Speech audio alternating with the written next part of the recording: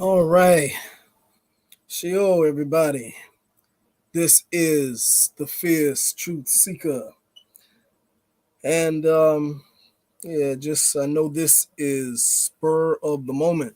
Um, and I apologize. I had a class earlier and the class went longer than expected. So I'm getting off to a very late start.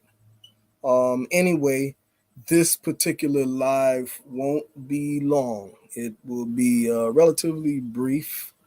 Um, I just want to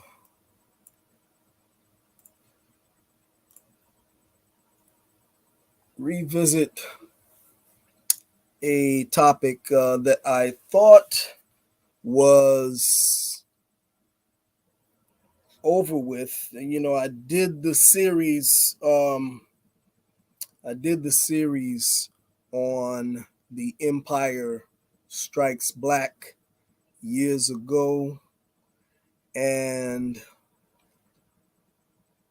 that was a lecture series. And that particular lecture series covered different topics. I discontinued the series because I did not get enough people interested. And I have tons and tons and tons and tons and tons of information regarding the topics that were covered and then some. Okay. Um, but, being that I was only getting a few viewers, and even when I got, somewhat of a decent amount of viewers, most of the viewers who were watching it didn't even thumbs up, even though the channel is not monetized. This show has been on for quite a while and it's never been monetized. But I will be soon monetizing the channel because you know I've been doing this for a long time, and just pretty much um, just a labor of love. But I do have some um, things available to the community that will be available for the public. Um, so there's nothing wrong with um, getting donations to be able to, because a lot of things that I'm not able to do is because of not having the resources. So anything that would be donated would be strictly like 100% going towards the work. Okay. Um, with that being said, so with the Moors and Indians topic, um, I had in the series, that was actually the second lecture in the series. Okay. Um, and the reason why I am revisiting that, or I'm not gonna, if I don't get enough people interested, of course, I'm not gonna waste my time again, But there has been a few people as of recent who is still unclear about the topic. And so, I said, well, let me do another lecture. However, much of the inquiries that I've been that I've been getting are actually things that have been already addressed in the previous lectures. Okay, so we did up to, like, we covered the first in that lecture series. Let me see here. Give me 1 second. Give me 1 second. Let's see.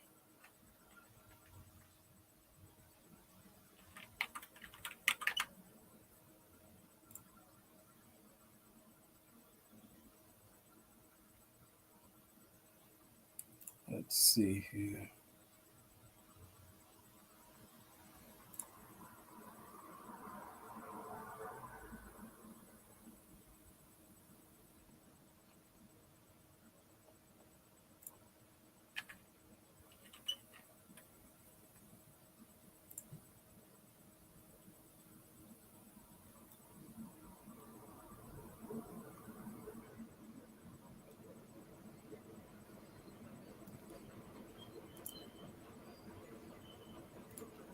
So the first lecture was the lineage of the Aboriginal movement. Okay. And yours truly, the Feerce Truth-Seeker, is the only one who has done a comprehensive breakdown of the lineage of the Aboriginal movement. Okay. And then after that, I did Moors and Indians, friends or enemies. Okay. And we only got up to part 6 in that series. Okay. And just to show you, let me see if I can pull up. Give me 1 second.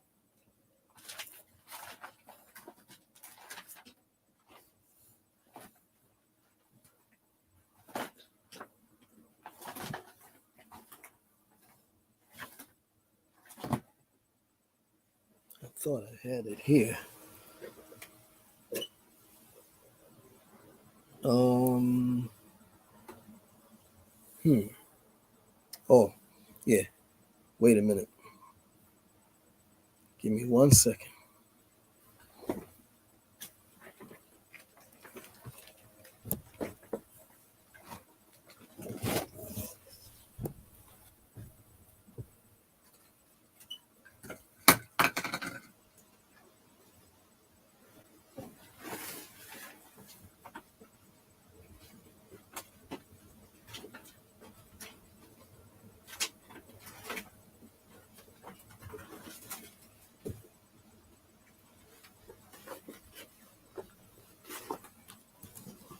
Give me 1 second.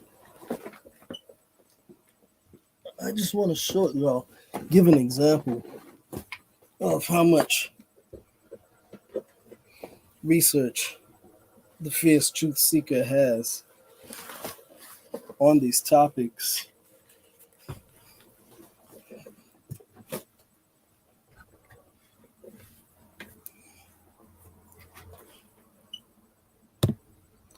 Okay, give me 1 second.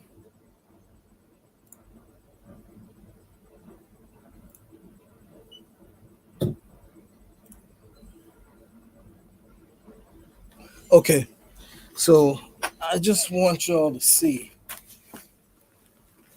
So, Feerce Truth-Seeker has been, okay, for those of y'all who don't know, because I get a lot of people anytime something comes up about Moors or this, that, and the other. The people come out of the woodworks. I mean, the roaches come out of every corner, nook, and cranny. I'm not calling y'all roaches. I'm not, I'm just joking. I'm just using an expression. But it stirs up a lot of controversy.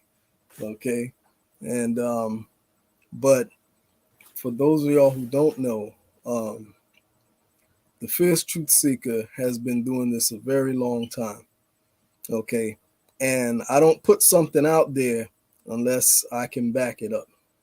Okay. And not only that, the Feerce Truth-Seeker has been walking the red road for a very long time. Okay. And most of the people who try to challenge me on these different issues and stuff like that and topics, they don't even have 10 years walking the red road. Okay. A decade is what? A decade is 10 years. I've got 3 of those decades just walking the red road. Okay. In that amount of time, you have a tendency to know a little something. I mean, you know, have a tendency to know a little something. Now, when it comes regarding this topic of Moors and Indians, I got files upon files upon files. Okay, let me just give you an example of what I'm talking about here.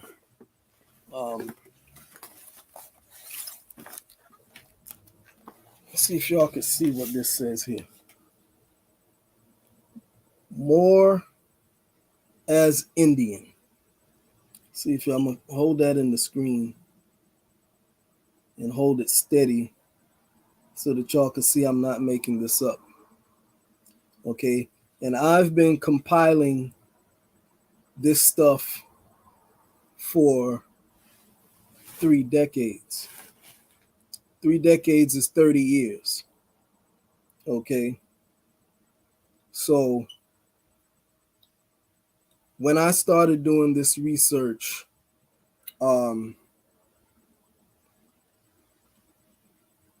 the internet as we know it today did not exist. Okay, actually, when I first started researching, hell, there was no internet. You know, yeah, there was actually, yeah, there was no internet. What am I saying? Okay, hell, when I first got knowledge of self, shoot, there wasn't any. It wasn't shoot. Most people didn't even have personal computers. You know, that's how long ago we're talking about. And so now this is just one file. So back then when I started researching, we talk about files, they were like literally physical files, not files on, a computer and all of that. Okay. Now, this is, as you know, this comes from the post office, right?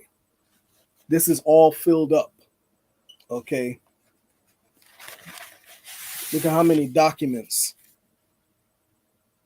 I have. Okay, these are documents upon documents upon documents. Okay, this is just dealing with the topic of Moors as Indians. Okay, this is one. This is just one. Okay.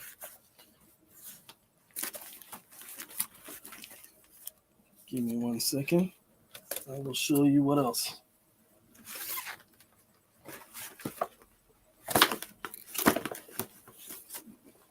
Here's another one. Okay, and these things are so filled up until, as you can see, it's tearing apart. That's how you can see that it is. I'm not exaggerating when I tell you that these are filled up. Okay. Can you see that? This is the first one. Okay. This is the next one. See? What does it say here? Can you see that? Moor as Indian 2. Okay. And this, as you can see, is filled up.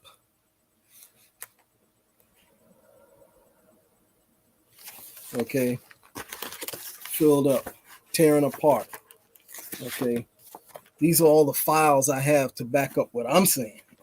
Here's a third one. As you can see, what does it say here?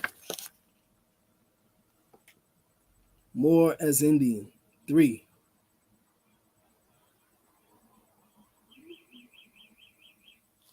Okay, and you can see it's filled up. As you can see, it's tearing apart.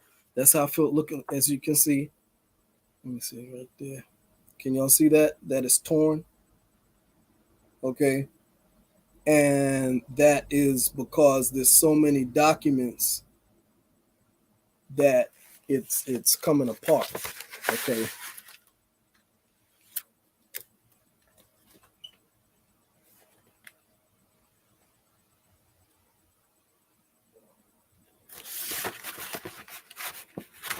Can't even fit in here. I shouldn't have even taken this out. Now it's going to tear up some more.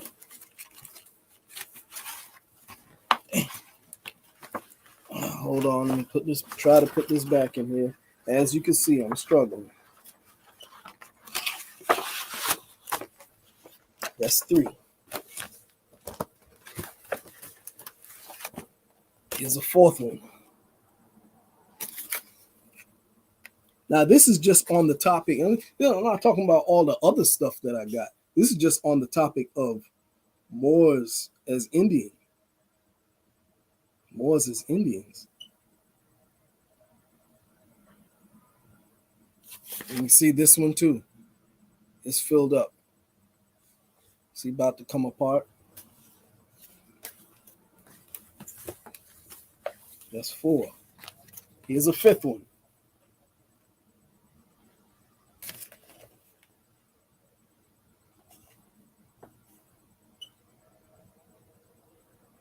You see that? Trying to get it in the screen. Because reason why I'm doing this, because I don't want y'all to think I'm BSing you and making this stuff up. Because some people don't believe, that people think that I'm just talking. I don't like to just talk. This is all the research that the Feerce Truth-Seeker has. See, more is Indian 5. Okay. All right. Here's another one. I mean, this one's so torn up, I had to tape this one. You see the black tape? Now, mind you, we only got to, when I did that lecture, we only got up to lecture number 6. I'm sorry, lecture number 5. This is 6. Number 5, more as Indian. Moors and Indians, friends or enemies. Okay. I only got up to lecture 5. Now, if you can see all of this here, this is very heavy. All of that, I didn't even scratch the surface, So we're not even talking about the books that I have on Moors. Okay, so I get comments all the time, and I try to tell people. The first thing I ask people is, well, have you read any books about Moors? And I get people who are very convicted, about their position. Moors are traitors. They were obsessed with conquest, obsessed with power, and blah blah blah blah blah, and and this, that, and the other. And all of the people who make these comments, they all say the exact same thing, almost verbatim. A lot of times when I don't even have to finish reading what they type, because I can already predict what they are, already know what they're going to say, because it's not based on their own research. Okay. It's based on misinformation. Okay. I have nothing against today's what they call Aboriginal movement. What I do have a problem with is when people inundate my comment section with misinformation that they get from that movement regarding Moors, this, that, and the other. And none of these people read books. I always ask people, what books have you read about Moors? And 9 out of 10 of them can't even quote one book that they've read, but yet they're convicted. They won't bend on their position. But how can you be so convicted and you haven't read a book? I don't know what it is about our community why our people don't like to read. Our people like memes. They love memes because it's easy. See, I've been working in education for the educational system for like 16 years. So, I know how this whole thing works, there is with our community, you have various reasons for that. A lot of our people can't read, and I understand. And if that be the case, then you need to find there's audio books, there's ways for you to get the information where you can read these books, even if you can't read them, if your level of education won't allow you, or a disability won't allow you to be able to read books, then you have to find other ways to get the information. There's no excuse nowadays with all of the modern technology that we have. Books can be heard. You don't have to read everything nowadays. Um, Even upon request, I may even start reading some of these books. Um, but you can't call yourself an expert, nor can you be overly convicted on a position if you don't read and research. And then when you research, you have to know how to research. There's something called cross referencing. Okay. And when you cross reference, that means you don't just look at one particular point of view. You read another book to check that book.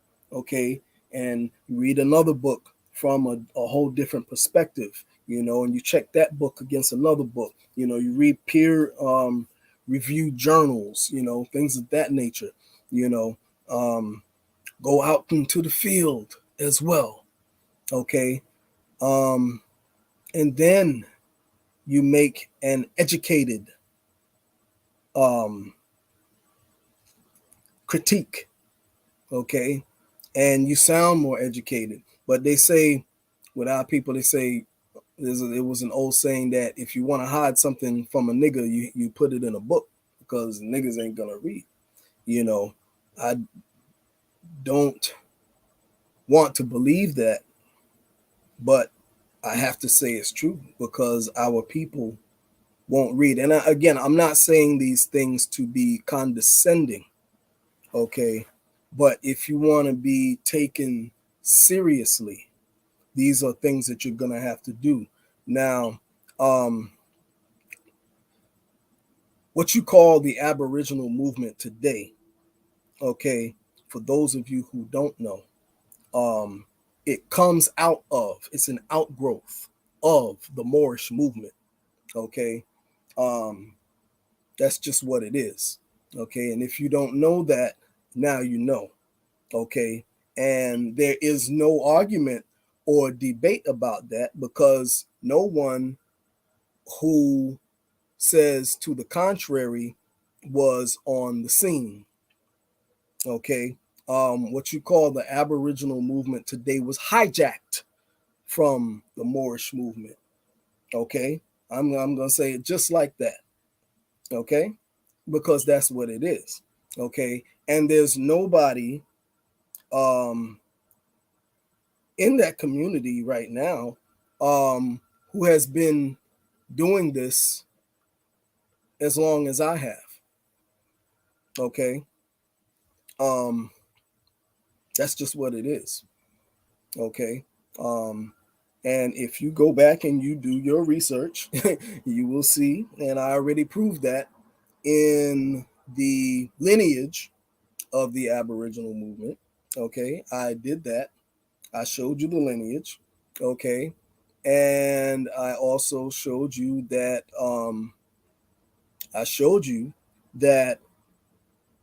if you go back, you will see there is no channel that exists right now that can go back as far as the Feerce Truth-Seeker. And that's a fact. Okay. We're not just talking about the Red Road East. We're talking about the Red Road East, which is the television channel, which is also a YouTube channel, but that's the TV show. Okay. But I've been on YouTube before I had the TV show. Okay. And if you do your due diligence, you will see that, there is no channel that's active today that can go back further than the Feerce Truth-Seeker. Okay. And if you don't believe me, okay, as you know, me and my godmother, Firebird Grey Wolf, okay, have the channel. That's the sister station. Her channel is Native Voices, Turtle Island. If you don't believe me, she will tell you. She will say yes. Myself and Firebird, because she was the one who was doing the videos, so it was actually me and her together. Okay. But she will tell you, yeah, Feerce was out here doing this before any of y'all that are calling yourselves Aborigines who have challenged today. Okay. And again, I'm not saying this to be offensive to anyone. Okay. I'm just setting the record straight because I get too many people coming over to my platform with just straight up misinformation. Okay. And it's just gotten to the point that it's just ridiculous. Okay. Even people that I meet on the street, I meet a lot of people on the street, that, I have to set them straight with the information. Okay. Even, I mean, you can't, if you want to see, and a lot of people who are calling themselves Aborigines today, they're not even old enough. Some of you guys are, like only 30 and 40 years old, not to date myself, but, you guys are not old enough to even try to challenge anything I'm saying about the lineage or anything like that, because you weren't there.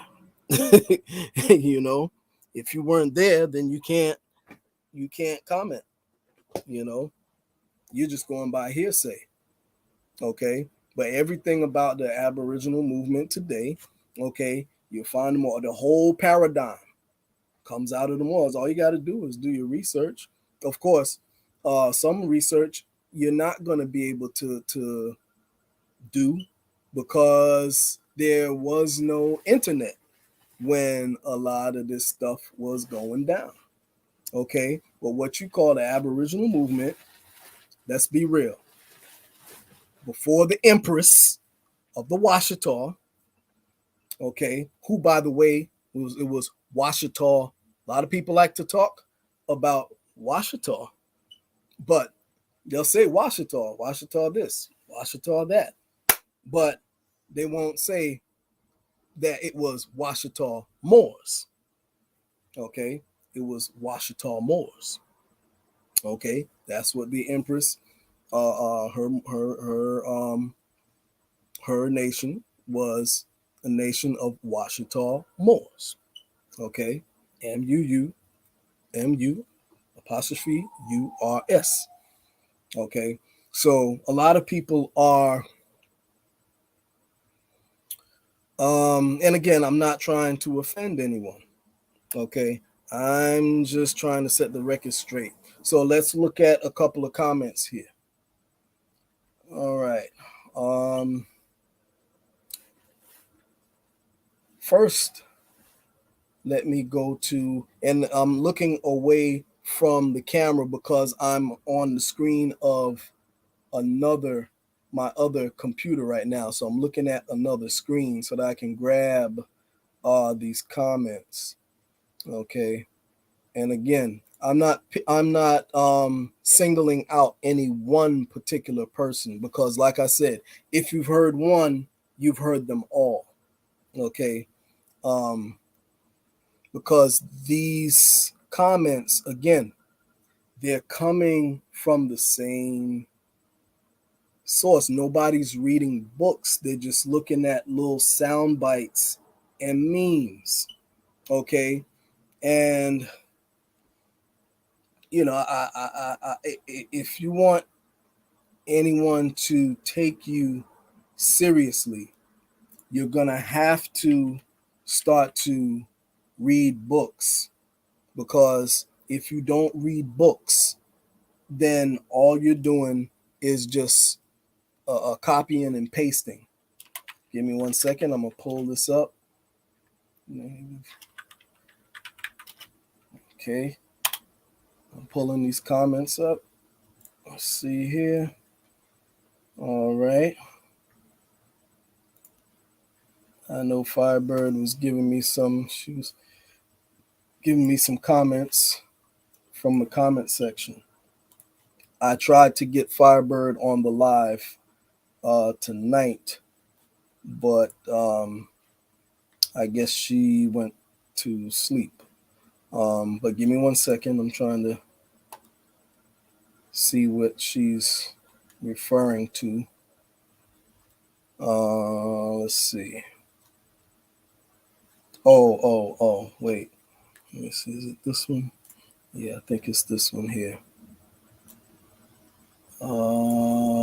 Okay. All right, I see it. And the comment that she's referring to.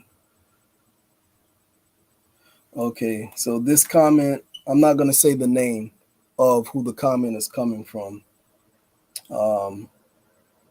It says here, how can a group be indigenous to the Americas and be convinced they come from Africa?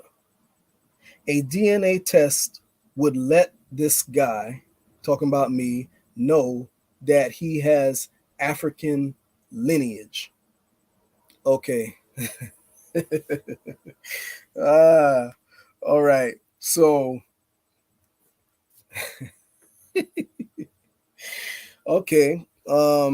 So that statement is made out of ignorance, and the word ignorant just means to not know. It's not what people think, it's not a derogatory term. Okay. So, first of all, no one said anything about being convinced that he's singling me out. I never said that I was convinced that I come from Africa. Okay. A DNA test will let this guy know that he has African lineage. No, it will not. Okay. So first of all, he selectively heard what he wanted to hear. He or she, I don't look like it might be a she. It's hard to tell. The icon is so small. Okay. Nobody said anything about coming from Africa. Okay. Then he says, if he was listening, of course, that's again, these people don't listen. A DNA test will let this guy know he has. I already had a DNA test done. Okay. All right. And DNA test does not give you lineage. Your genealogy gives you your lineage.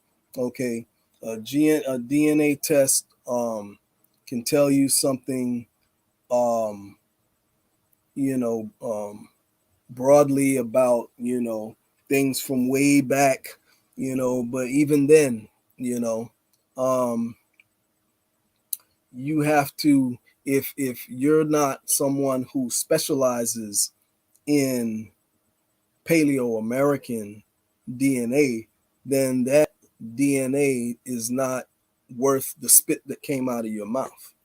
Okay. And when I got my DNA test done, I had my DNA sent to a geneticist who specializes in Paleo American DNA. Okay. And it did confirm that I am, okay, ancient on this land. All right. So I don't know what you're talking about. In terms of Africa, okay, um, I don't have a problem with Africa. Okay, first and foremost. All right. Um, could there be African DNA, African blood? It's possible. Can I prove it with genealogy? No. Okay. Um, but it's possible, I believe that, shoot, you go far back enough, you could be, shoot, you could be anything. You know what I'm saying? And hey, I believe there is some there, but what is belief? Belief is blind faith, and just because you say it, I'm not gonna assume, you know. Yeah, I believe there's some there because, of course, like I said before, in previous lectures, there were Malian Moors who were here in the Americas, okay, and they mixed in with various tribes, okay, even became some tribes, or absorbed by some tribes, you know, and so yes, is very possible, you know, but I'm not just gonna assume just because the DNA test says it, you know. And I got my DNA test done. I didn't have any DNA relatives in Africa. It's not to say that there are none exists, but I didn't see any. So, you know, it's just statistical noise until I can prove it with some type of uh, um, genealogy, or something else to go on. Because again, that's another topic for another time. Okay, remember, we were going up into Europe. When I say we, I'm talking about those of us here in the Americas in ancient times. We're going up into Europe, going up into Africa. I showed y'all. I did this was already. I'm not gonna go too deep into that because I already debunked all of those arguments already. Okay, I showed y'all the book.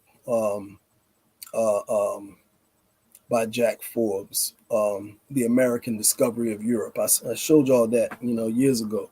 Okay. I have the book right on the bookshelf. And he talked about that. Okay. I showed y'all, as y'all already know, Africans and Native Americans by Jack Forbes. Okay. Talks about that in there too. All right. So we can move on from that since I just squashed that argument. And again, I'm not trying to be offensive or anything. I'm just addressing some of these comments and concerns. Okay. Let's see what else is here. Um, Give me 1 second. Let's see. And we have here another comment. Okay, and this comment says,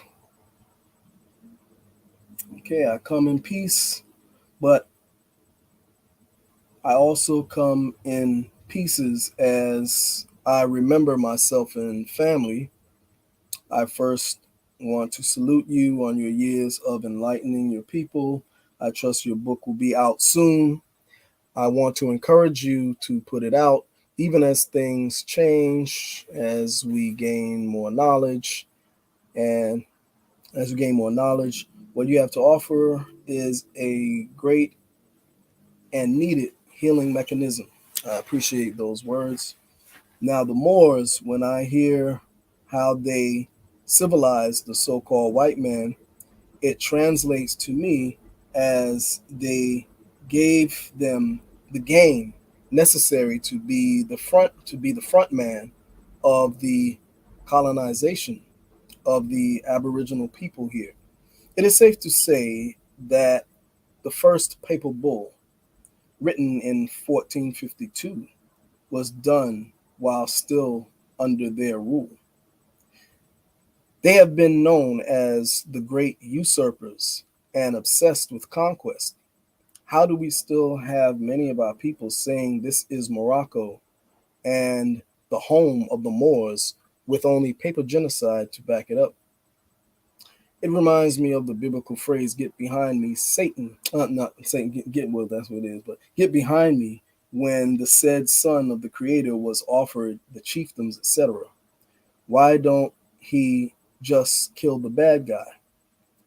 Behind him allowed religion to be the face of our destruction. Not such a Moore fan myself, with all due respect, of course. Okay, and I appreciate that comment. It's coming out from a good place and out of sincerity and not just trolling. Um, However, again, I've heard this same um, argument for, if you will, coming from that particular community that we have today called the Aboriginal community. Okay. Um, it's not, and again, so I asked what books has this particular person read on the Moors, and the brother has read no books on the Moors. So again, and also, I'm not going to go into any in-depth answer to those questions or comment on that, because I've already addressed that. I've debunked that whole argument. I've addressed it in detail in the Empire Strikes Black series. Dear brothers and sisters, I urge you to go. If you have those type of concerns, I urge you to go to the lecture on my YouTube channel, the lecture series, should I say, called The Empire Strikes Black. Okay. And don't start at, again, because there's another comment by the same person. And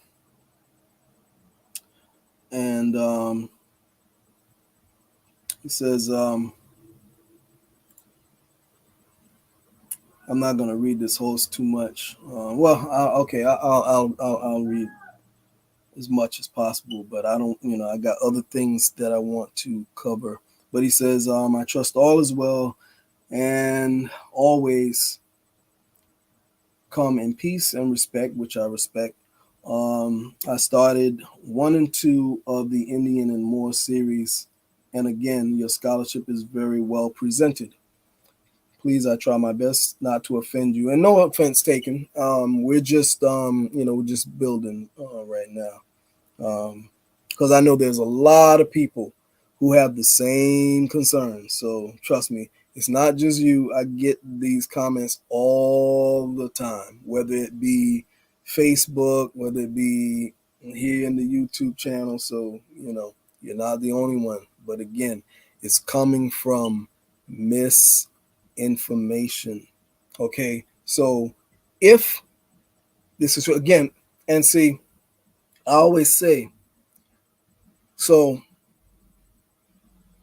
you have to be aware of making general statements, okay? Because to say that Moors across the board, Moors are the greatest usurpers, Moors are responsible for our demise, Moors sold us out and are traitors. Got to be careful with that because it's not accurate. Um, you're only telling half of the truth, and it's very disingenuous because that's just like saying, okay, well, all you niggas, y'all eat fried chicken and collard greens, and you eat bacon and pork chops and chitlins. Okay, so that's saying, you know, so if a Caucasian person invited you to dinner and they make baked, they make baked potato, baked fish, steamed rice, and steamed vegetables for everyone else at the table. And then when you come, and then they make a separate plate for you and they put chitlins on there, fried chicken, collard greens, okay, um, chitlins, and what they call nigger food. You would be offended and put some ham on there, okay. I mean, of course, a lot of y'all like ham, and pork, you know. So I can't, you know, a lot of y'all like that. So, but I'm talking about for, there's a lot who don't eat pork. But if they were to do that to you, you would be offended, maybe. I don't know.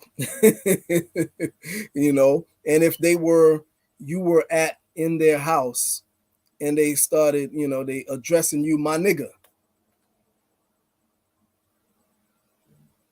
you would you get offended? I don't know, but then again, it's a generational thing, because the new generation, um, they actually, you guys actually encourage Caucasians to call you niggas and stuff like that. You like that, it's actually celebrated if a white boy calls you a nigga. They think that's cool and that's hip. When I was coming up, Caucasian would get stomped out for something like that, but nowadays, that's like making, they're cool, if they call you a nigga, you know. Um, so I may be wrong, I may be wrong. You may, if you go to dinner with them, they're all white and they address you, my nigga, you may be cool with that. I don't know. I'm serious. Hey, listen, man, I told you, I worked in the school system for 16 years. Okay, I've seen it all. And trust me, I'm not just pulling this out of my behind. You guys in this generation, you guys would think that white boy is hip and cool if he called you a nigga. My nigga. Oh, he cool. Hey, white boy called me a nigga.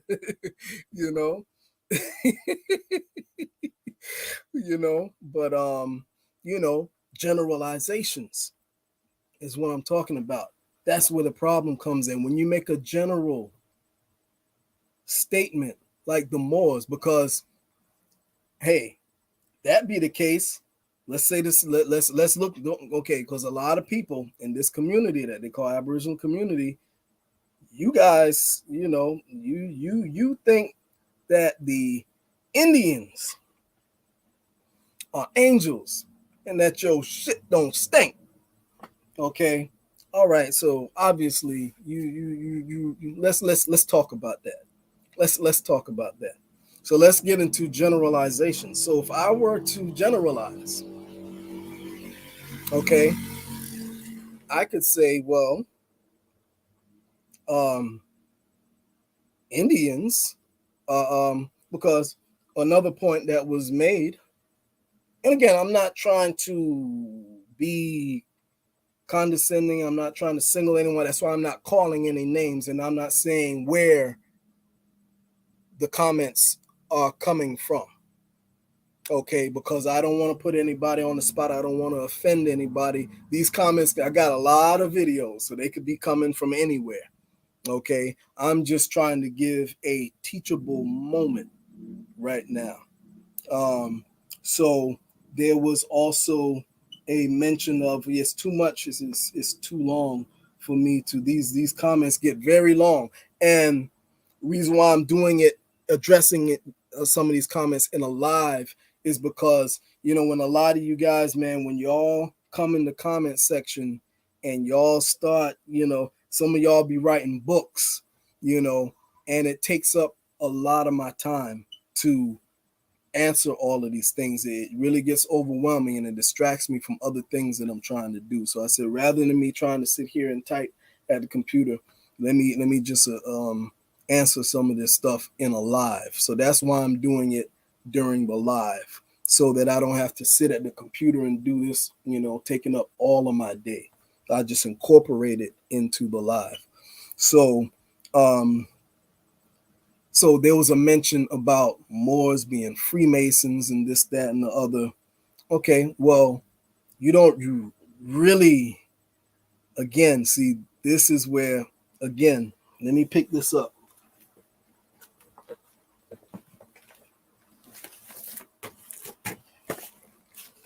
All of these different, I showed this in the beginning, all of these files. Okay, these are thousands of files just dealing with the topic of Moors and Indians alone. Okay, I cover the gamut when it comes to American Indians. This is just alone with the topic of Moors and Indians. Okay, so by the way, talking about Freemasons. By the way, a lot of people out there have started talking about Freemasons in regard to American Indians, this, that, and the other. Let's not talk about. See, if you want to talk about Moors, you don't want to talk about Moors or Freemasonry. Okay, because ain't nothing but Freemasonry going on with regards to the American Indians. Let's talk about that.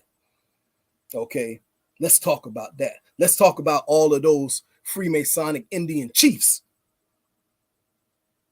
who sold the land, sold us out, and sold the land to the colonizers under a handshake. Okay, by the way, yours truly was the first one to deal with the topic of American Indian Freemasonry. Okay, I put it in a journal back in the early 2000s.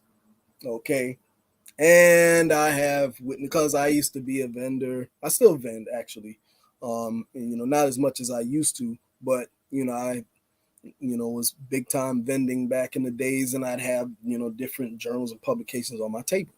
Okay, and books, mostly books, book vendor, but I would put together journals. And I was the first one that I know of, at least, I haven't come across anything to do an essay on American Indian Freemasonry. At least within this, what they call Aboriginal community. Okay, so let's take a look. Let us take a look. Give me 1 second. I would pull it up on this. Let me see. Screen share.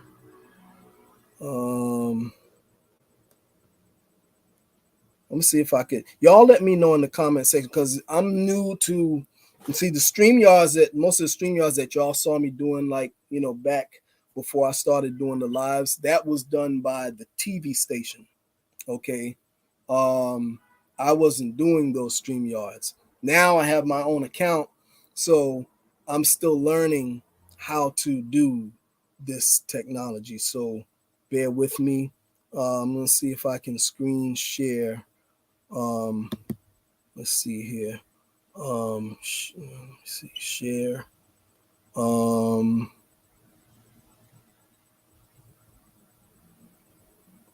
well, what I'll do, I'll just read it and I'll share it in the next when I do the next live. Let me just pull it up on the other computer because I can grab it fast and I'll read it um, to you. Give me 1 second. Let me pull it up. Okay. All right. Let's see here. Let's see here. 1 second. And we'll go here. Okay, it should be here. And okay, we're going to look at American Indian Freemasonry. All right. And see who the Freemasons are. You see, I don't have anything against the fraternity. Okay. We're just giving anything that I say, is public record. Okay. You can find the stuff in the libraries. Okay. So I'm not,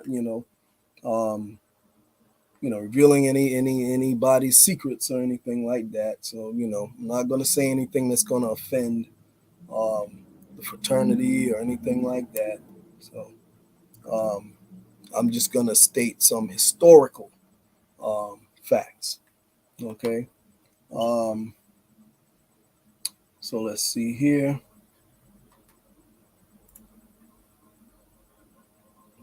Give me 1 second. Okay. American Indian.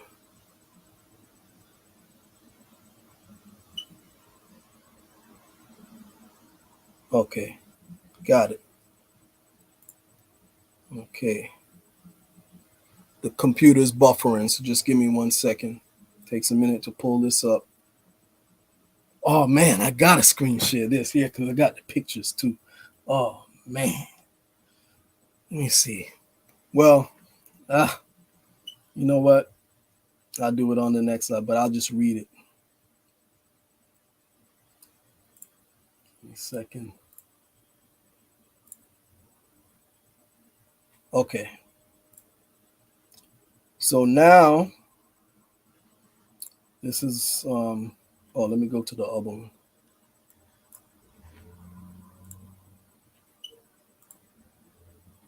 Okay.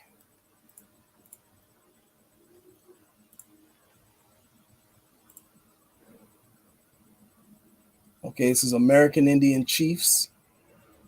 Okay, I'm gonna read this. And I think I did read this on a previous one in one of the previous lectures, but I'll revisit it. Give me 1 second, it's buffering again. My computer's rather slow. Oh God, please. Okay, Knights of the Golden Circle. Okay. On and this is Sons of Liberty, Order of American Knights. Friday, February 5th, 2010. The Spread of Freemasonry Among American Indians of the United States by Dr. Patrick Neil Mingus. The Spread of Freemasonry Among the American Indians of the United States by Dr. Patrick Neil Mingus. On January 20th, 1791, a curious assembly of Americans appeared before the brethren of the Prince of Wales Lodge, number 259 in London, England. The minutes of the lodge recorded the event. William Augustus Bowles, a chief of the Creek Nation, whose love of masonry has induced him to wish it may be introduced into the interior part of America, whereby the cause of humanity and brotherly love will go hand in hand with the native courage of the Indians, and by the union lead them on to the highest title that can be conferred on man, to be both good and great, was proposed by the right worshipful master, with the approbation of the prince, to be admitted an honorary member of this lodge. More? Wait a minute. Hold on. William Augustus Bowles, a more of the Creek Nation? Wait. A more of the Creek Nation? A more of the Creek Nation? No. A chief of the Creek Nation. Okay? It goes on and it gets deeper. All right? Now, he was seconded by the secretary and received the unanimous applause of the White Lodge. 1. Though Bowles was not actually an American Indian, he was considered among the chiefs of the Creek Nation by the Indians themselves, and was also appointed by the Grand Lodge of England to the provincial Grand Master of the Creek, Cherokee, Chickasaw, and Choctaw Indians. 2. Bowles was accompanied by 3 Cherokee and 2 Creek headmen, and it is reported that they visited the Grand Lodge of England as well as several other lodges, though Bowles and his associates were lionized by London society in 1791.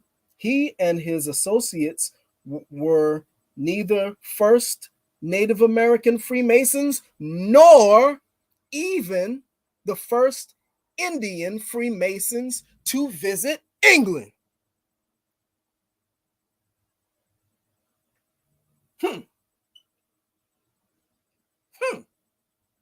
Neither the first Moors to visit England, none of them were the first Moors to visit England. Neither of them were the first Moors to visit England. No. Neither of them were, neither him nor his associates were neither the first Native American Freemasons, nor the first Indian Freemasons to visit England. I don't see them more yet.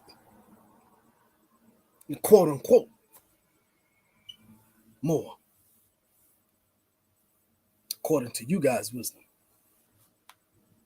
Okay? It goes on. This is I'm by no means finished. That honor belongs to Joseph Brant. The principal war chief of the Mohawk Nation. Whoa. Back up. Rewind. the principal war chief of the Moors? The principal war chief of the Moors? The principal war chief of the Moors? No. The principal war chief of the Mohawk Nation. Let's go on. Who also translated the one William R. Denslow, Freemasonry and the American Indian, St. Louis, Missouri Lodge of Research, 1956, 125, 2, Denslow, 58. Okay, let's go on, page 2. I mean, the plot thickens. I mean, woo! Gospel of Mark and the Book of Common Prayer into his language. He received his degrees in Hiram's Cliftonian Lodge, number 417, at some point before the onset of the Revolutionary War. When he sailed to England in 1776, Brant was presented to the court, wined and dined at the expense of the government, and his picture painted by the office of, painted by one of the outstanding artists of England. The British government, who sought to bestow degrees and Masonic titles as a means of soliciting support among influential colonists, pulled out all stops for Brant. It is given on good authority that Brant received his Masonic apron at the hands of King George III. The British appeal worked perfectly. Brant spent much of his time trying to amass the support of his people, but many natives resented his fidelity to the British crown. Wait a minute. So, what's all this talk about Moors working with the enemy? It says here, but many natives resented his fidelity to the British crown. Moors' fidelity to the British crown? Moors' fidelity to the British crown? Moors' fidelity to the British crown? No. Brant's fidelity to the British crown. An Indian. Okay, let's go on.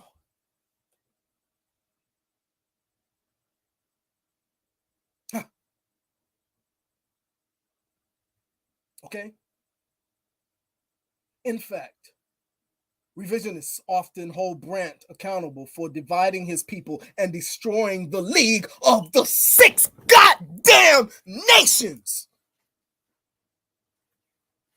Sorry, y'all made me wake up my wife. I'm sorry, sweetie.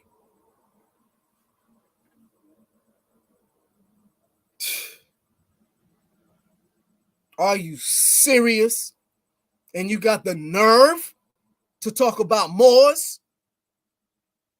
I ain't even got started with this article yet. I didn't even start on the books on American Indians and Freemasonry.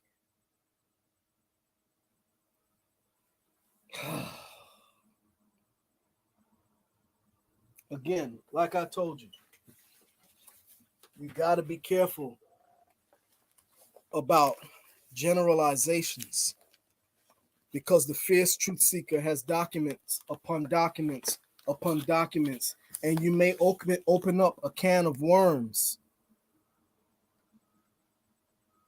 that you don't want to open. Okay? Because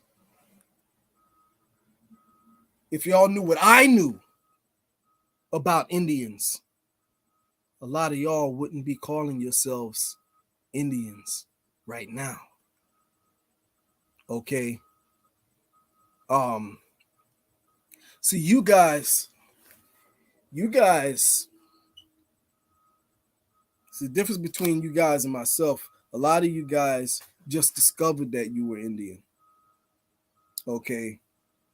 A few years ago, you know. I mean, and when I say a few years ago, you know, a few years to me is a lot different, you know. I call 10, 15 years a few years ago. Yeah, I've been doing this way longer than that, you know. A lot of y'all just discovered that you're Indian.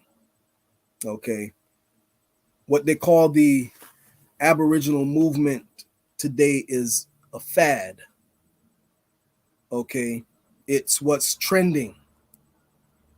Tomorrow, many of you will not be there. I was Indian before it was popular. Okay. You guys are following the latest trend. Tomorrow, many of you won't even be calling yourself Aboriginal, this, that, and other. You'll be on to the next fad. For me, this is not a fad. This is birthright. Okay. I knew this from day one. Okay.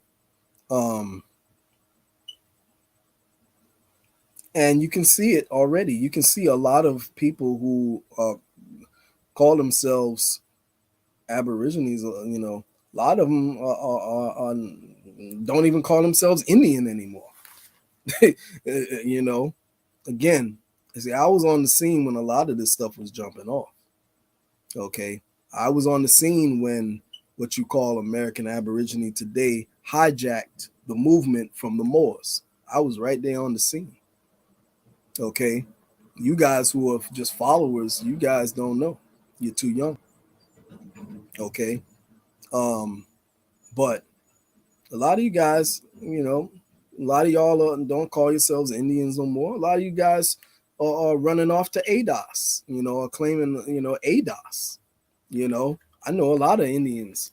Well, let's not say Indian. A lot of guys who call themselves, you know, Aborigines started running over to ADOS. You know, because again, you know, you guys are following trends. It's faddish. You know, but like I say, you got to be careful when the Feerce Truth-Seeker tells you something. Trust me, I got the receipts. Okay. You see all these files? I haven't even scratched the surface. But let's continue. Okay. So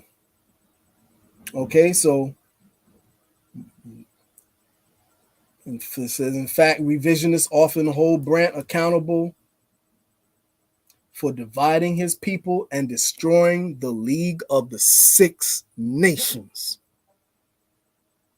While nations such as the Mohawk and the Seneca sided with Britain, the Oneida and the Tuscarora supported the Americans throughout most of the Revolutionary period.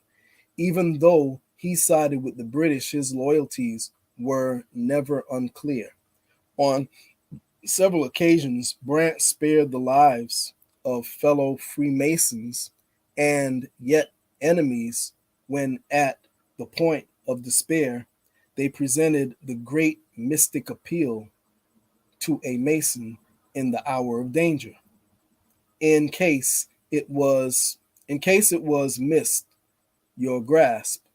I mean, in case it has missed your grasp, we appear to have plunged right into the deep with respect to the spread of Freemasonry among American Indians. That is with intent. We are not addressing Indian Masonry. There have been numerous treatises written, the three Denslow 101 to 102.4 History Television, Canadian Broadcasting Corporation, Joseph Brant. He gives a website here, http://www.historytelevision.ca/chiefs/ht_mlen/mohawk/sp_brant BRANT.asp. Okay.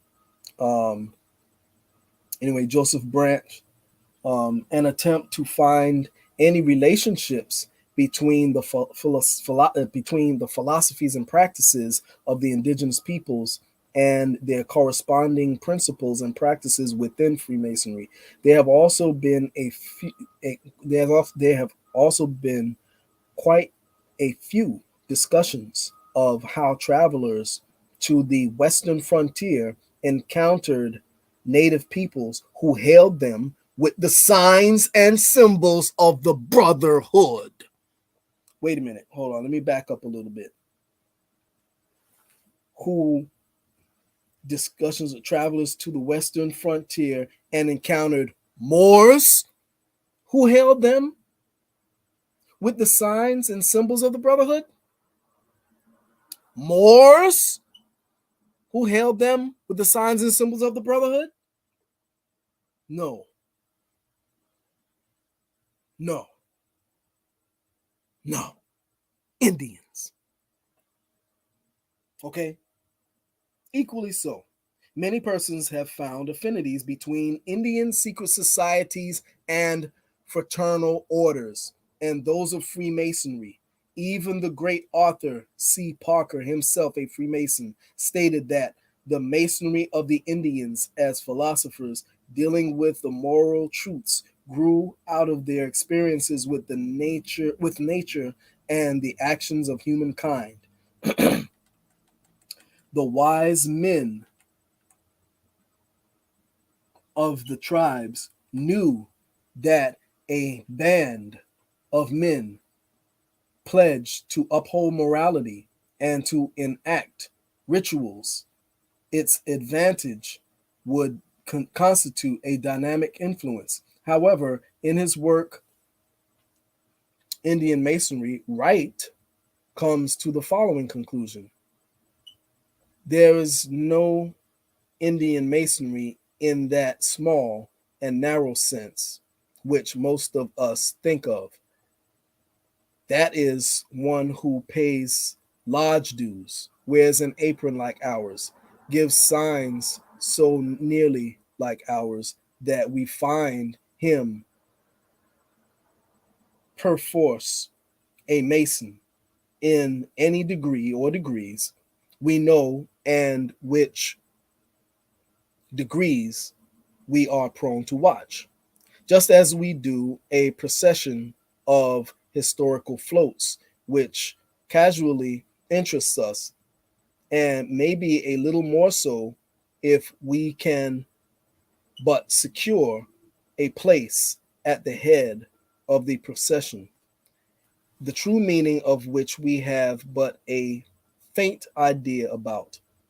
This makes our own masonry as meaningless as the interpretation of Indian signs by an deleted trapper. What we are addressing is the spread of Freemasonry among persons of American Indian heritage and brought up within the culture and traditions of the indigenous peoples of the Americas in general and the United States in particular. It is quite important to stress at this point that there is no such thing as an American Indian in the generic sense, in which they have easily definable common traits, characteristic characteristics, any more than we can state that the Irish, the German, the Italian have the same. The native peoples of the Americas had thousands of mutually unintelligible languages, and Arthur C. Parker, American Indian Freemasonry, a distinct social, political, and cultural practices that defined and often set themselves in opposition to other indigenous peoples in the midst and from afar. Today, there are about 500 American Indian peoples, each with its own language and cultural traditions rooted in their historical experience with their surprising environment, the creatures that inhabit it, blah, blah, blah, blah, blah, blah. Let me skip down a little bit. Okay. And, all right, let's see here. Oh, all right. There can be but one simple answer to this question and why Native Americans join our brotherhood. So to act that the principle of his actions may be exalted to a law of nature, to act in that manner only in which he thinks that he who has given to nature it is mutable laws would have compelled him to act had he chosen to introduce compulsion into the realm of mind in order to realize this design, that they have done so indisputable. So some of the most important, oh, here we go. Some of the most important leaders of the very, oh boy, don't go anywhere, people. I see a couple of people dropping off because, again, our people, like I said, our people don't like to read. See, I'm reading. Reading is like kryptonite to our people. All right. Y'all don't like to read. That's why y'all don't know nothing. I know I'm speaking ebonically. I know it's y'all don't know anything. If we have people from outside of the community listening, I'm ebonically speaking. Anyway, here's where it gets good. Okay. There, some of the most important leaders of the various nations that make up our indigenous people have chosen to become part of Freemasonry. Tecumseh, a Shawnee prophet who reportedly was made a Mason while on visit to Philadelphia, was the leader of a pan-Indian movement in the 18th century. Alexander McGillivray, a mixed blood leader of the Muskogee, and Louis Anance of the Almambach people of the Abenaki Nation, were skilled political leaders. Red Jacket, okay? Red Jacket. How about that? A famous leader of the Seneca. Bet you didn't know that. Red Jacket.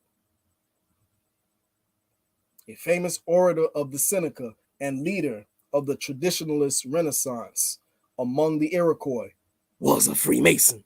Wait a minute. Amor was a Freemason? Wait a minute. It says here what? Noble Drew Ali was a Freemason? Amor was a Freemason? No, no, no, no, no. Red Jacket. Okay.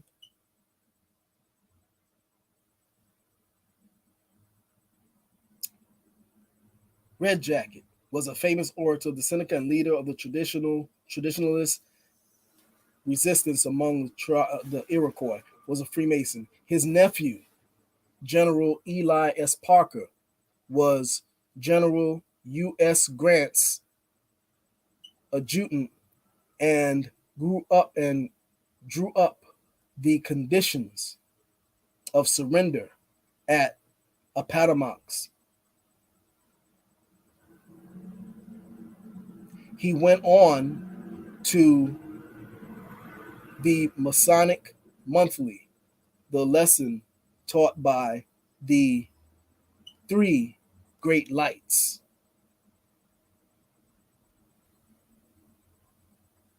Okay. And I'm going to cut it at that because it's almost 3 o'clock. It's almost 3 a.m. Okay. And I'm just getting started. Okay. Um, I'm just getting started. I'm not even, I mean, we didn't even get anywhere. You guys gotta stop being self-righteous, man. I mean, all this stuff that y'all accuse Moors of. Have you looked in the mirror? I mean, seriously. Let's not even talk about, I mean, oh, really?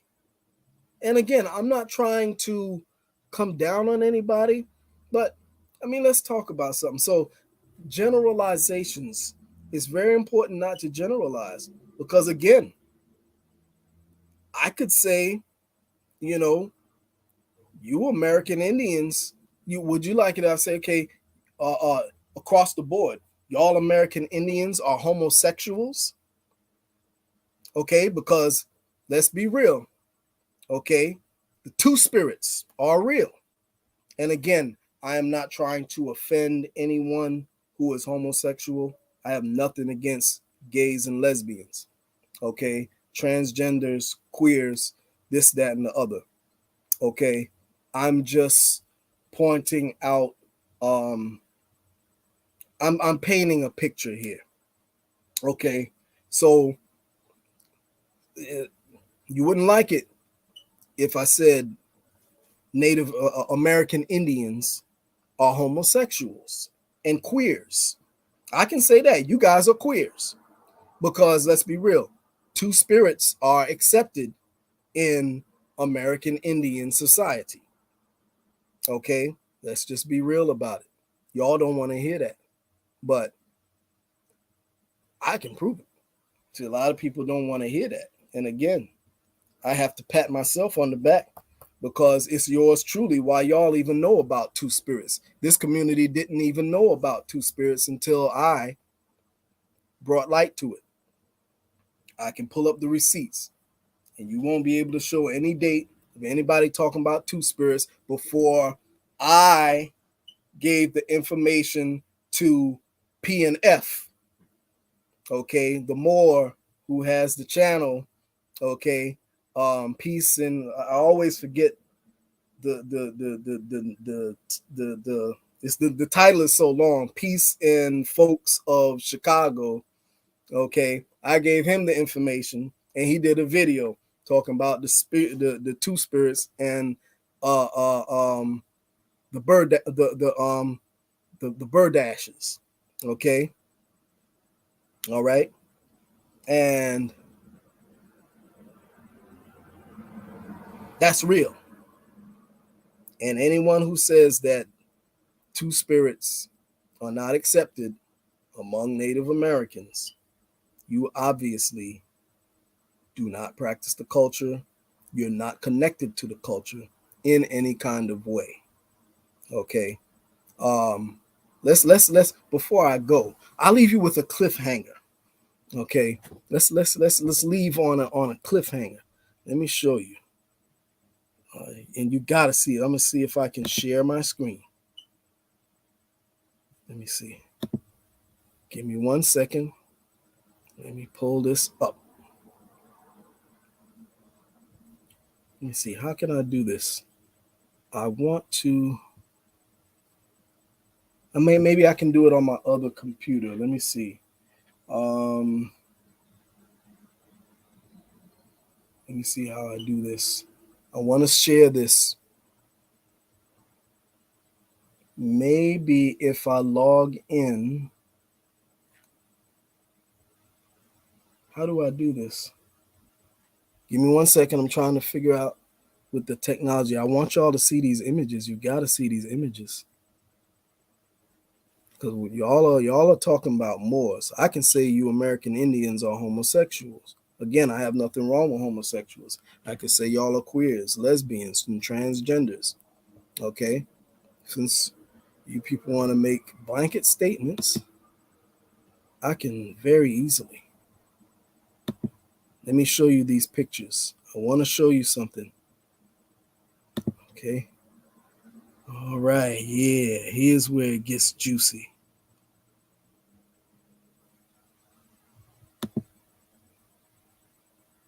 Give me 1 second. Let me see if I can share this. Okay, this is on my screen. I need somebody to give me feedback in the comment section in a couple of minutes, because I want to see if y'all can see what I'm about to put on the screen. Okay, let me see here. How do I do this? I'm gonna have to separate this page. Let me see. No. Okay, let me see how I get this off of here. How do I do that?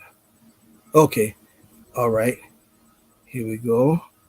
Okay, this is on the screen now, and let me see if I can share it.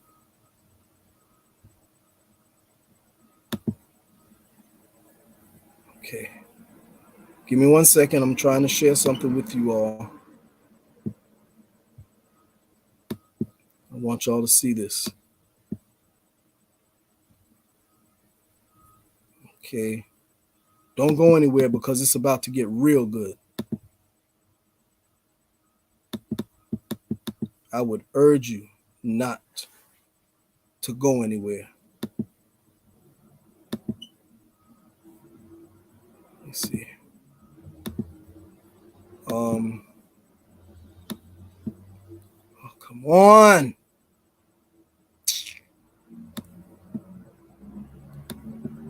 Okay. All right. Let me see if I can share. Okay, I'm hitting share and screen. Share screen. Okay. Share screen. Okay. Okay. Let me, if anybody's in the comment section, let me know if you could see. Let me see. Entire screen.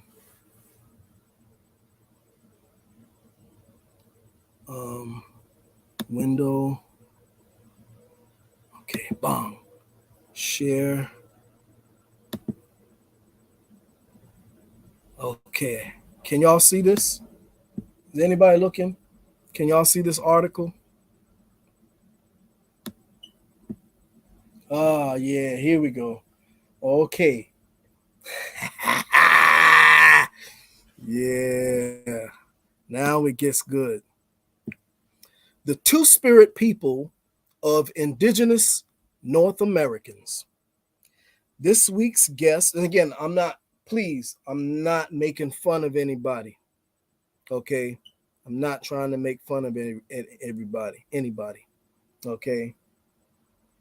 I'm just stating a point. I'm going somewhere with this. So all the LGBTQ and two-spirit people following, don't get upset. I'm going somewhere with this.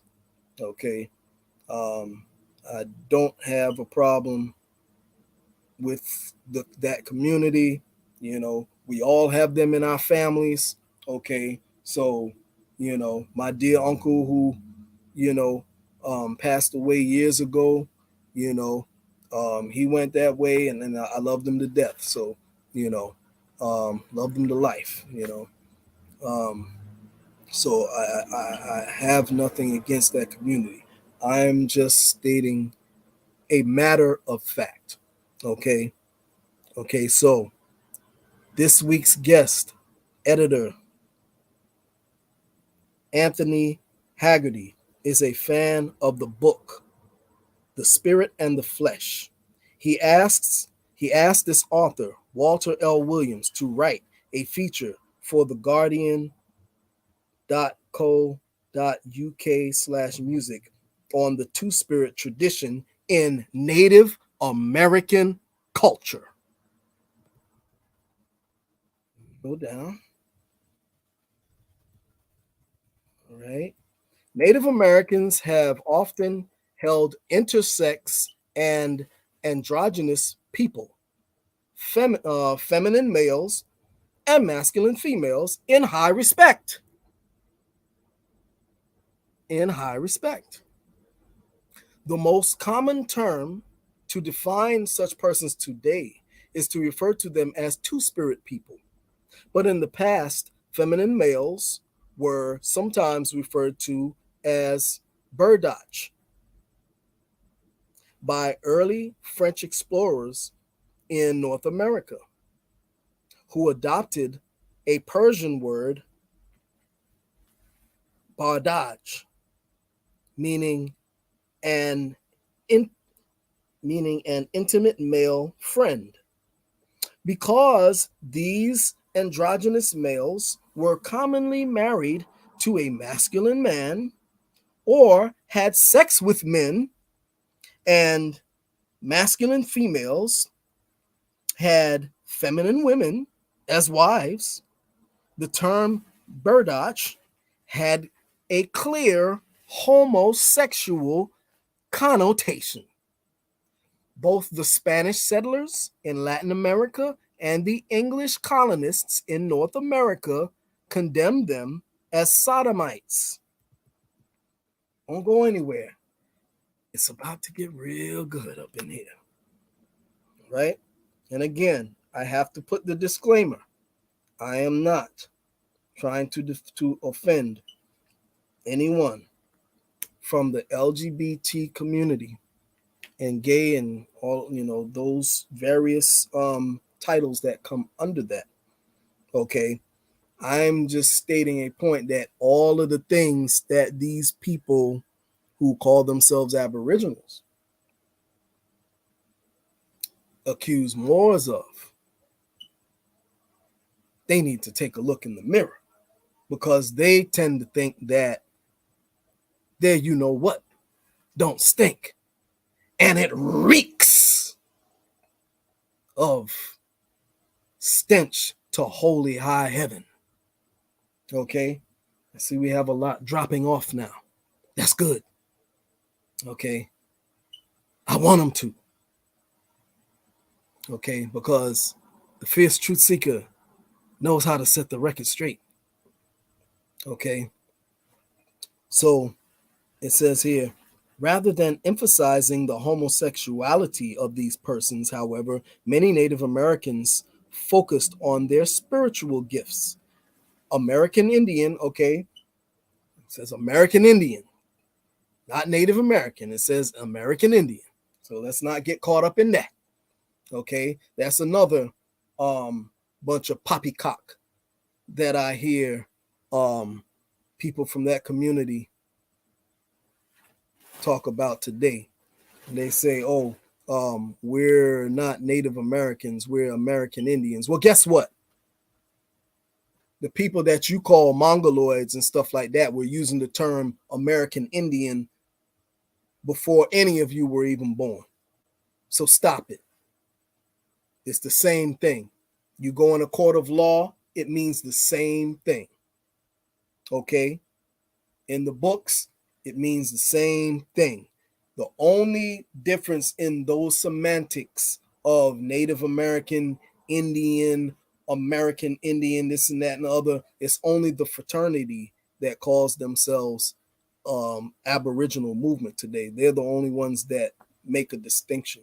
Nobody else makes a distinction. In law, when they say Native American and American Indian, they're not thinking about nobody, or no, they're not thinking about Negroes.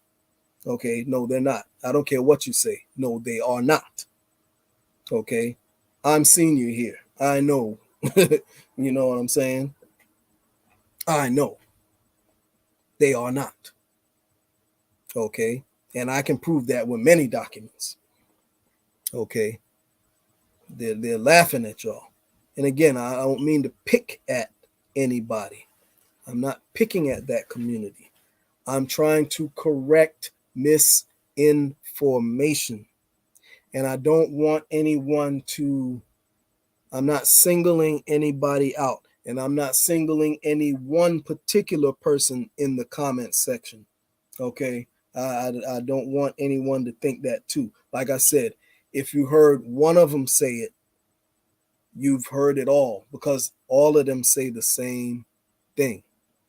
Okay. Because I've even heard some of them accuse the Moors of homosexuality. Okay. And that's why I'm bringing this right here out. It's all to say that what you are accusing Moors of doing, y'all do even worse. Okay. So let's get into it. Let's see how much worse y'all do it. Okay.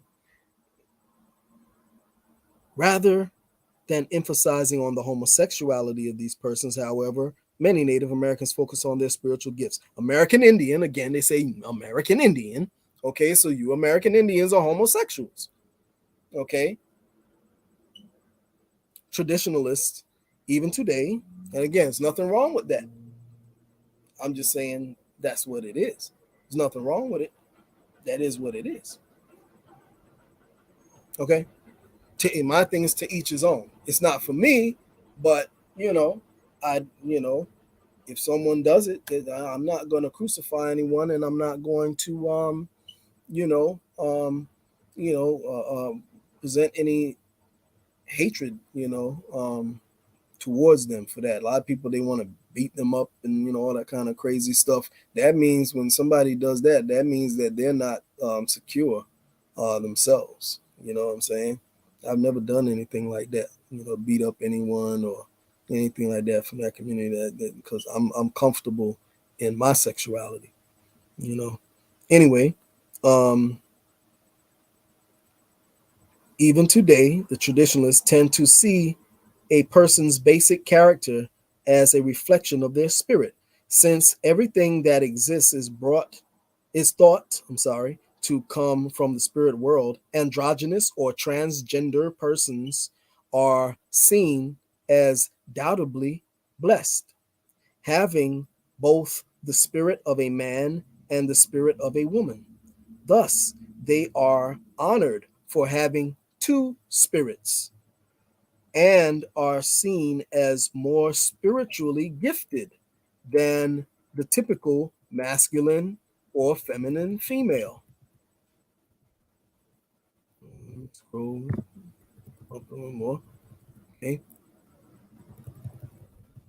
Therefore, many Native American religions, rather than stigmatizing such persons, often look to them as religious leaders and teachers. Quite similar religious traditions existed among the native peoples of Siberia and many parts of Central and Southeast Asia.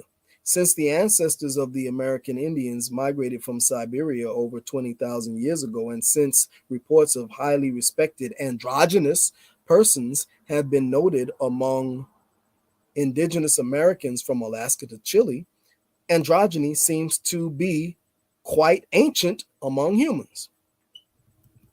Rather than the physical body, Native Americans emphasized a person's spirit or character as being most important. Instead of seeing two spirit persons as transsexuals who try to make themselves into the opposite sex, it is quite is more accurate to understand them as individuals who take on a gender status that is different from both men and women.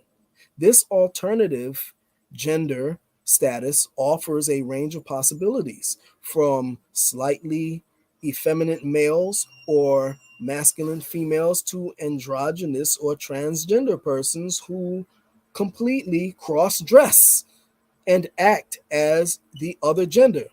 So I'm going to see you American Indians in that community, Aboriginal community, you know, do your cross dressing, and all that, you know, and act as the other gender. That's what y'all do. Okay. The emphasis of Native Americans is not to force every person into one box, but to allow for the reality of diversity in gender in sexual identities.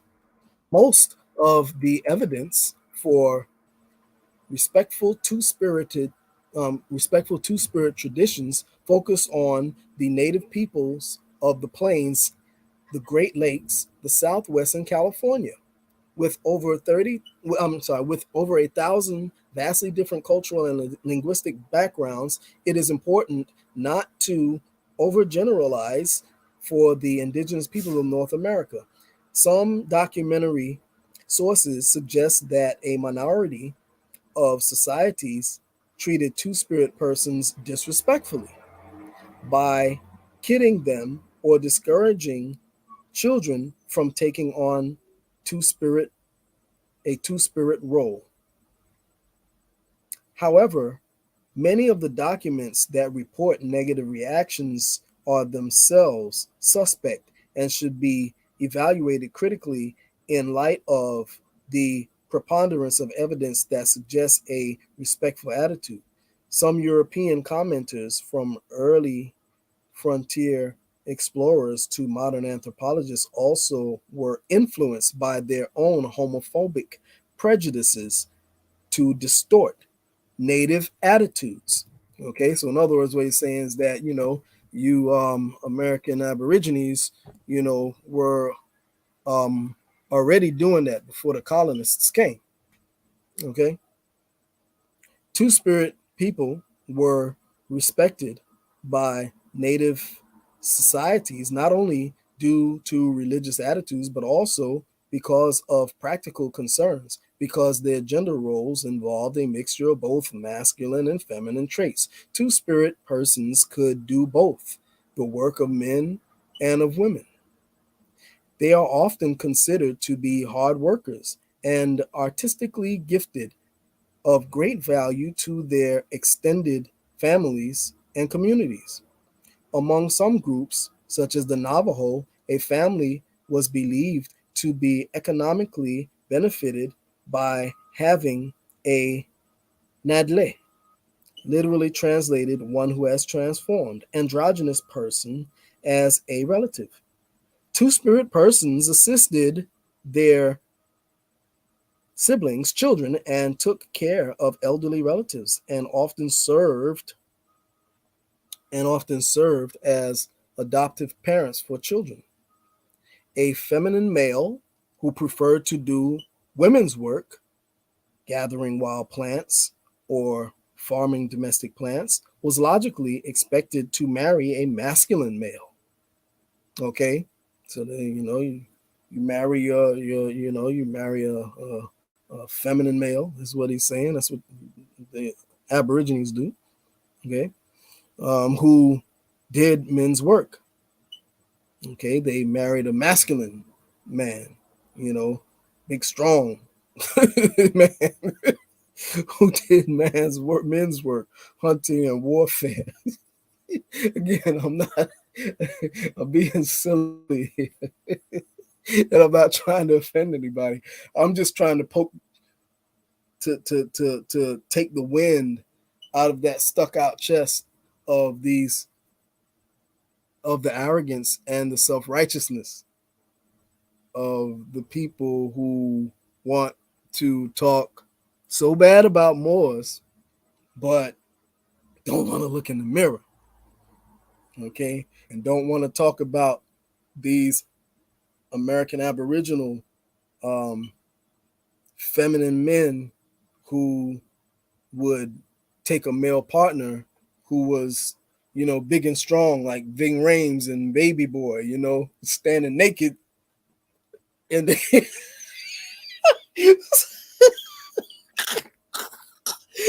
with Ty-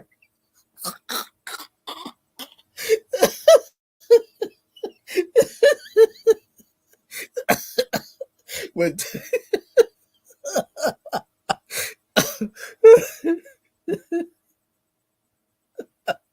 with Tyrese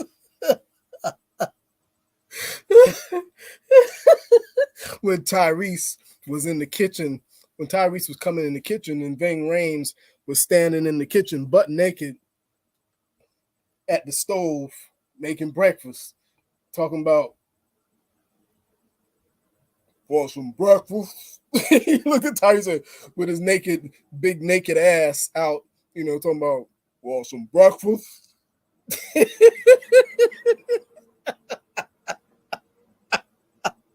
Go watch the movie Baby Boy. You'll see the part I'm talking about. Anyway, I'm not trying, but I'm just saying that's what Aborigines do.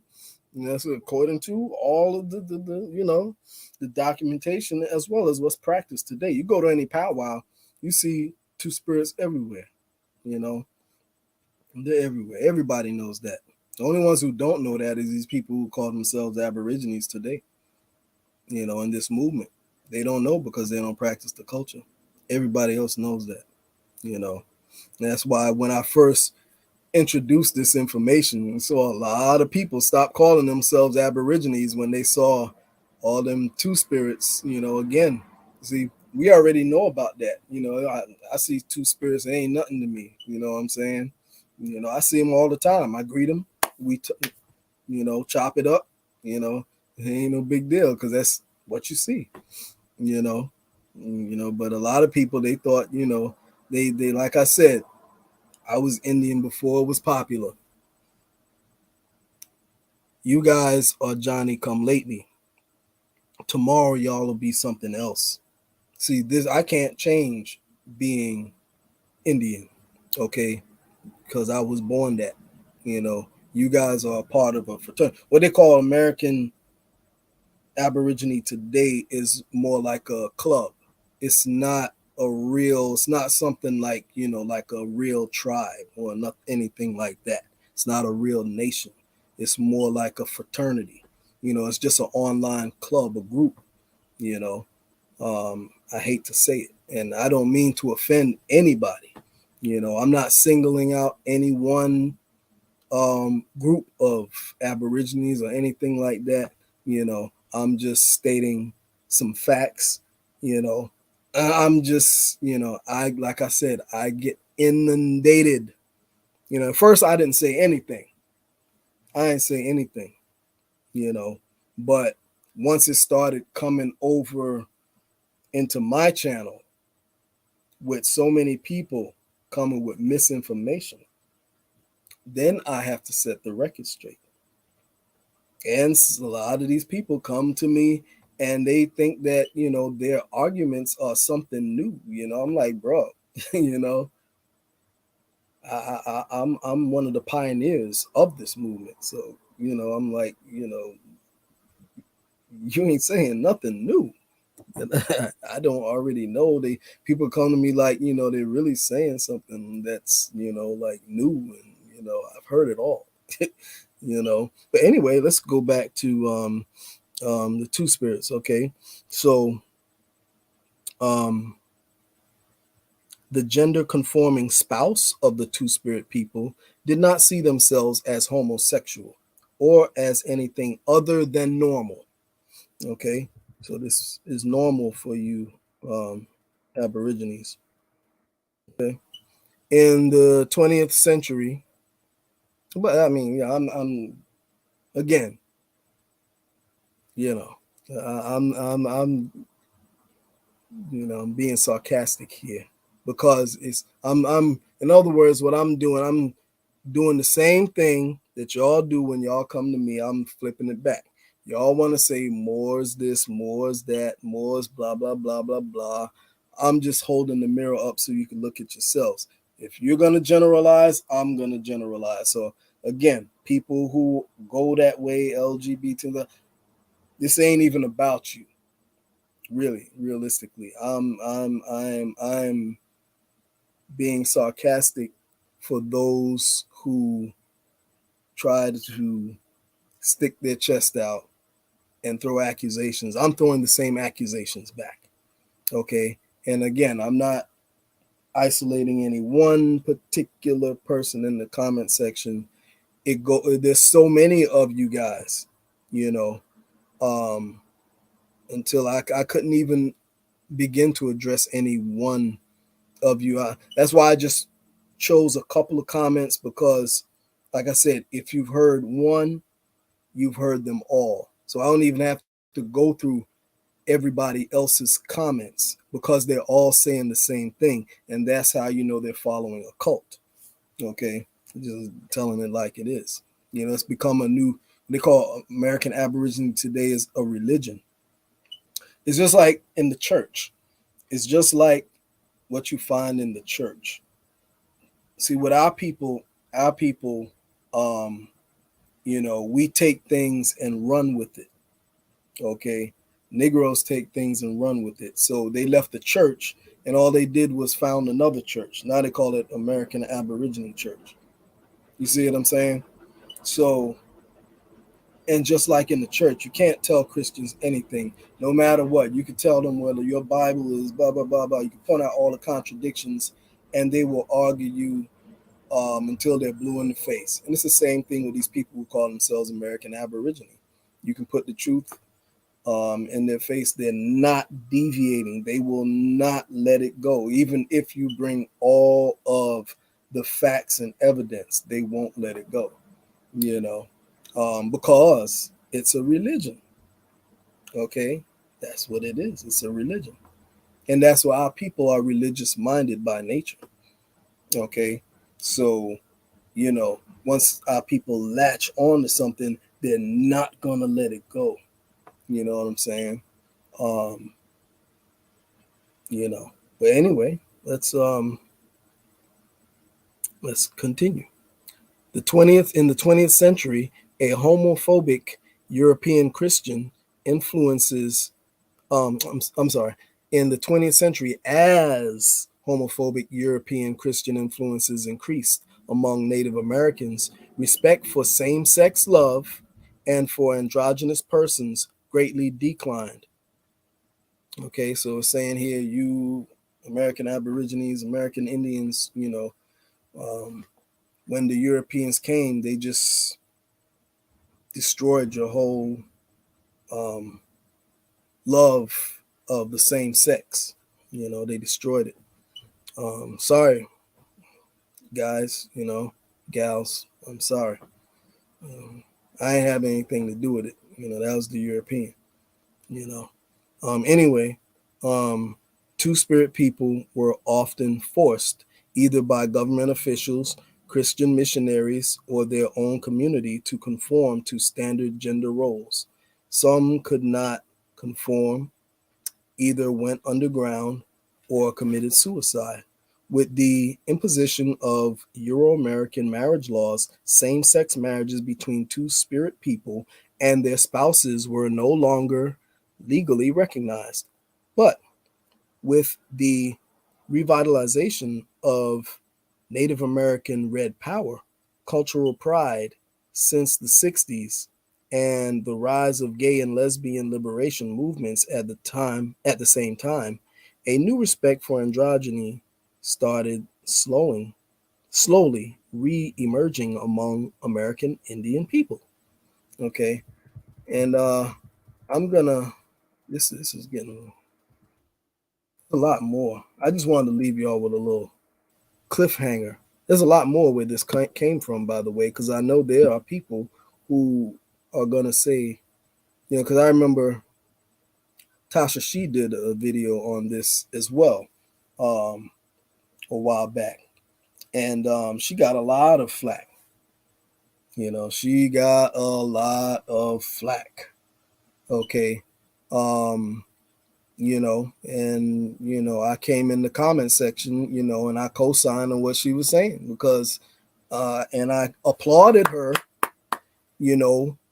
for, unlike some of the other people out there, she actually goes in the field, okay, and does her due diligence, rather than read books, or look at memes and, you know, she actually does like myself, goes out in the field, okay, and practice. I don't know how deep she practices the culture, but I know that she is, at least making attempts in that direction. You know what I'm saying? Which is not what I can say so much for, a lot of other people, who claim to be Indian. You know, you can't not practice the culture and call yourself Indian. And the people who were arguing in her comment section about when she brought the information out about two spirits. Those people are people who have absolutely no connection to the culture whatsoever. They don't practice the culture at all. They've never been on a reservation, never been to a powwow, you know. Um, you know, so, and you can tell, because of the foolishness that they were saying. Okay. But you're going to want to tune in to the next show, because I'm going to leave you with some cliffhangers here. Oh, I got a lot more, man, because as I told her before, when she did that video, I said, man, boy, because people were trying, when I was defending her, people were trying to, tell me I didn't know what I was talking about, this, that, and the other, and they wanted to go back and forth. I said, man, if you only knew the pictures that I had, man, you would shut your mouth. You would shut your mouth. Okay? Stop that, honey. That's my wife.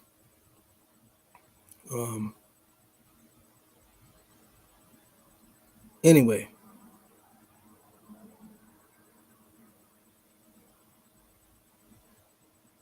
give me 1 second. I want to show y'all what I got. So let's see where we left off here. But I got more, and I want to let me X out of here, because I know there's gonna be some who are gonna say that this is BS. So, right?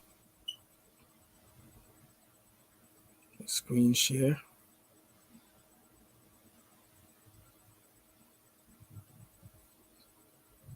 Here's another article. Like I said, I got a lot more of this.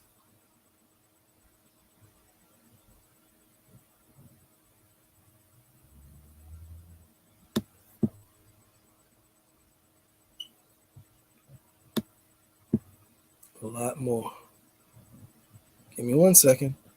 I'm going to screen share.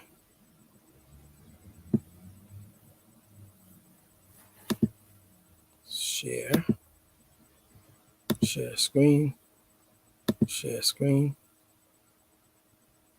Okay. See if y'all can see. Can y'all see this? Let me look on the other screen, see if y'all can see this. No, I don't see it. Is it? Oh, wait, I think it is.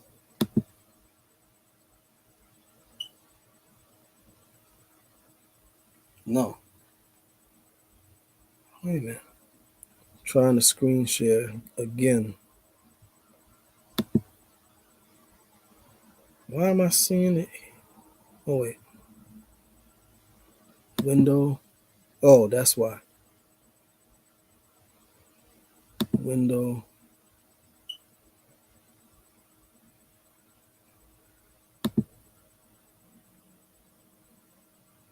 Give me 1 second. Oh, okay. I got to press share. Okay, is it on there now? Anybody in the comment section? Is this article?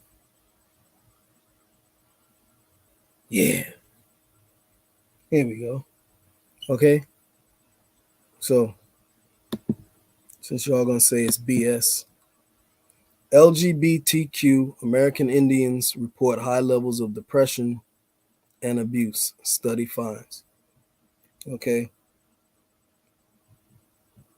I got articles upon articles. I don't want y'all to, because again, I'm only bringing these up because it says here, American Indians.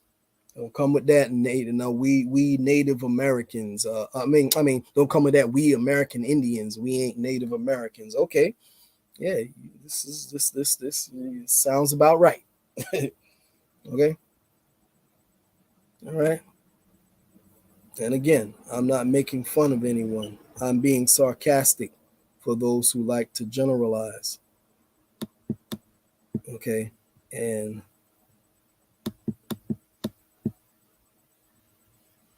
see, I got a whole lot. This is what we're gonna cover, all of these articles in the next video. Let me see. X out of that. So I'm leaving you with these cliffhangers. Let you see what's coming up. Let me see. I got more. Let's see here.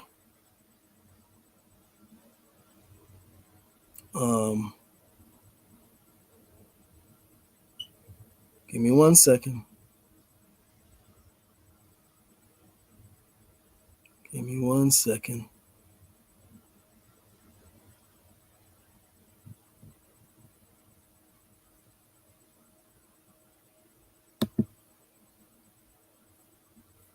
No, it's not this one. Hold on.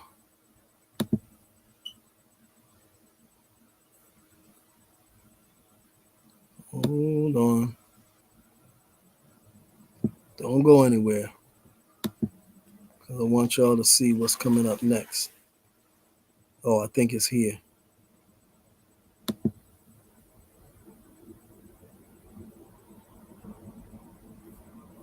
Hold on. I think this is it. Wait, is this it? Oh, yeah.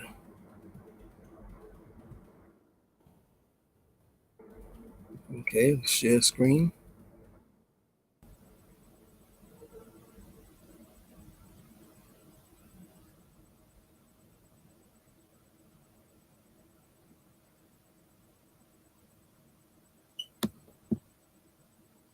Okay. Give me 1 second. Just want to share the screen. Hold on.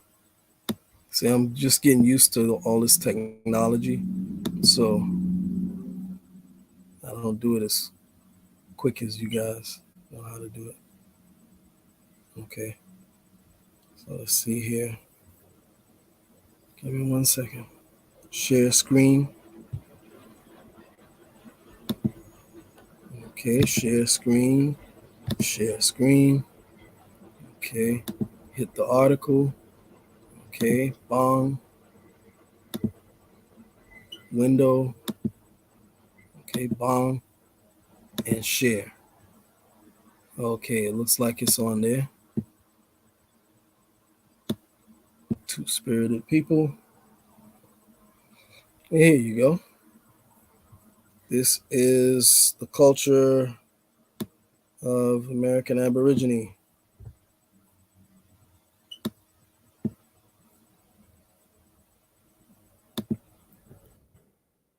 Right? So it says here, two-spirit people, sex, gender, and sexuality in historic and contemporary Native America.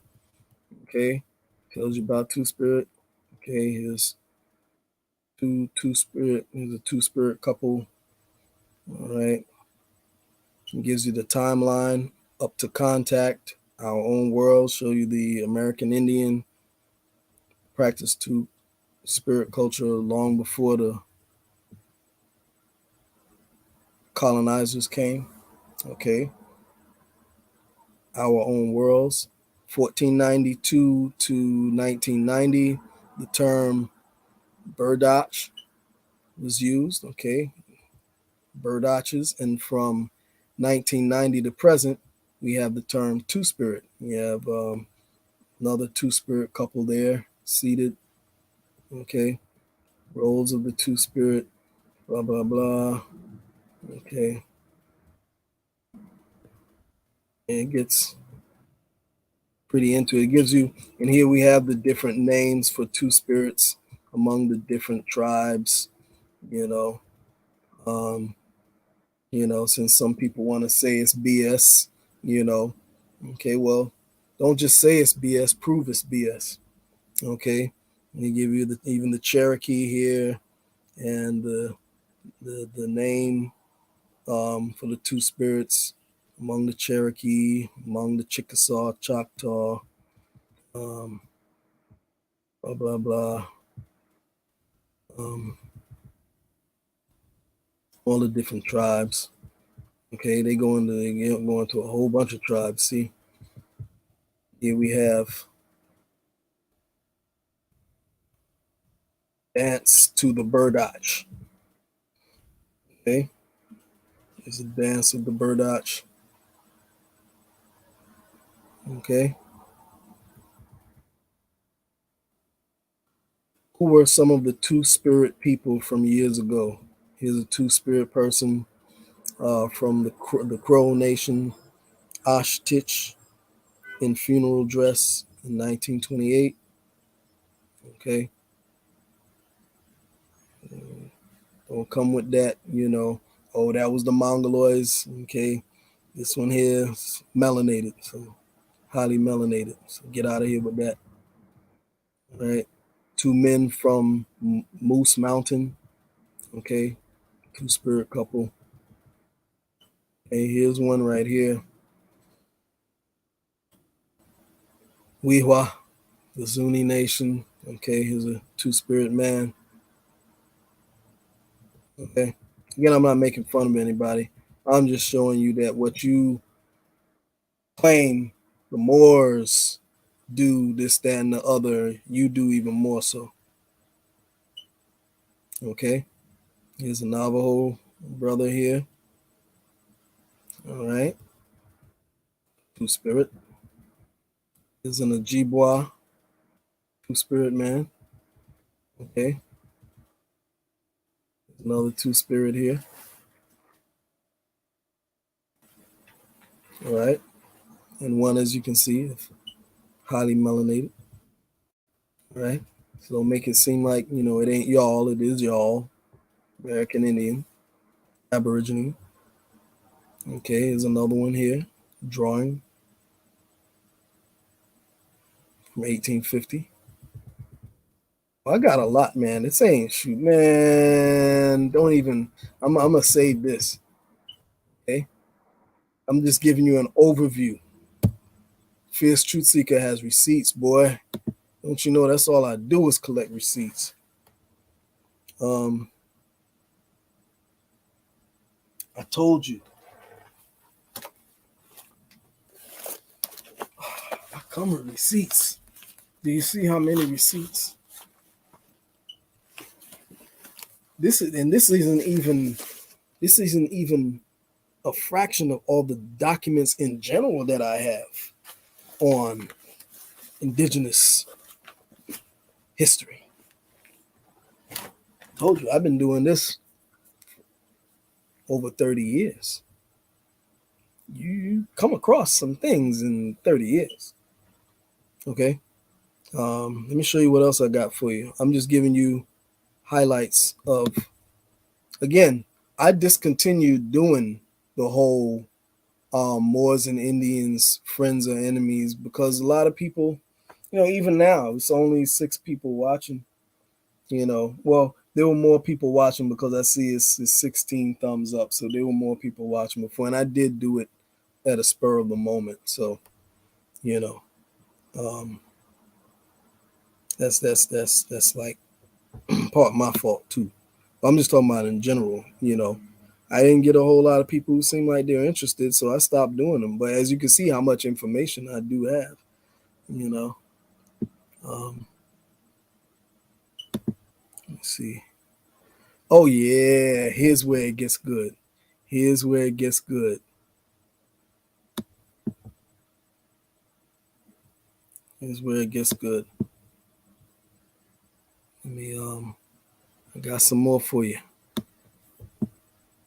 Oh yeah. Oh yeah.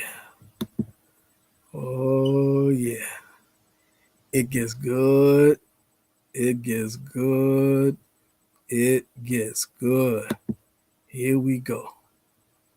All right, where everybody at, man? Y'all sleeping? I know it's late. I'm about to shut it, but I just want to give you all these cliffhangers. Okay, share screen. I'm going to leave y'all on this note. Share screen. Share screen. Okay. Bong.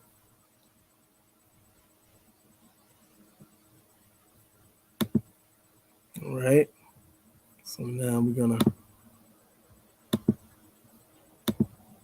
share screen. No, it's not the one I wanted.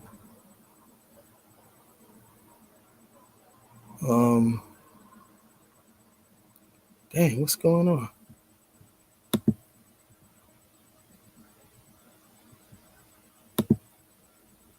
All right. Share screen. Share screen.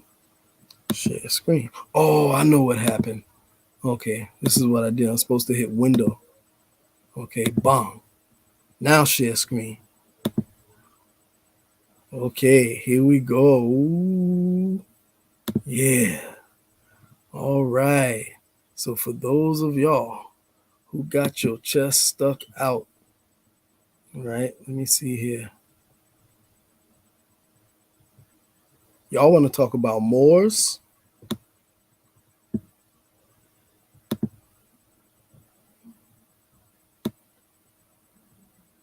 Oh, yeah. Okay. All right. Here's way before the settlers came. All right. Can y'all see that? Yeah, yeah. All right. What does it say here? Pre-Columbian. Whistling ceramic depicting a homosexual. Okay, it's pre-Columbian American Indian. Okay. And you see right here, you got two men here. One of them slobbing the knob. All right. Let's see. Right. Okay. Here's another one. He's giving anal sex. He's riding that man. You know. Right. Okay.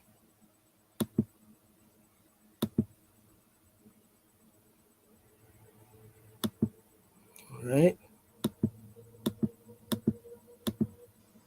Okay. Here's another one. Okay. It's a big man. You know, riding a man.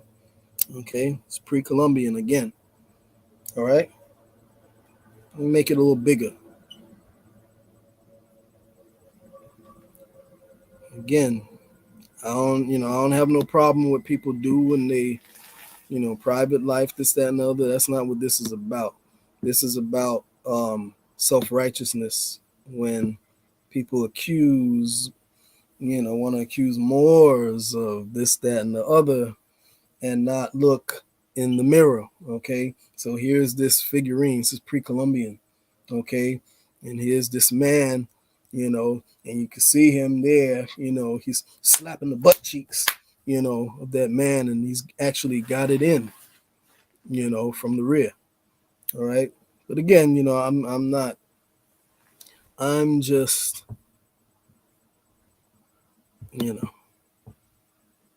this is not to, that's not what this is about. This is about, where is it? It's one I'm looking for on this page. It was on this page. Anyway, I'm not even going to spoil it. These are the cliffhangers. Okay, I told you, the Feerce Truth-Seeker comes with receipts. Okay, I come with receipts, man. I don't just talk. Okay, and again, people, people kept provoking the topic, so I have to, produce the information that I have. Okay, it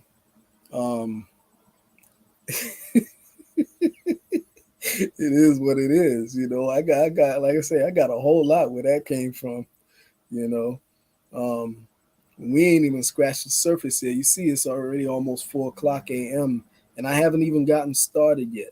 So we're gonna have to do this in parts. So this is Moors and Indians, Friends or Enemies, part 6. We'll do a part 7. Because like I said, I discontinued the series because a lot of people, it didn't seem like a whole lot of people were interested. But I see more people are giving the thumbs up now, so that's inspiring. So I may continue to do some more. You know, get some more viewers. Then I'll really be inspired. Otherwise, I'm just wasting my time.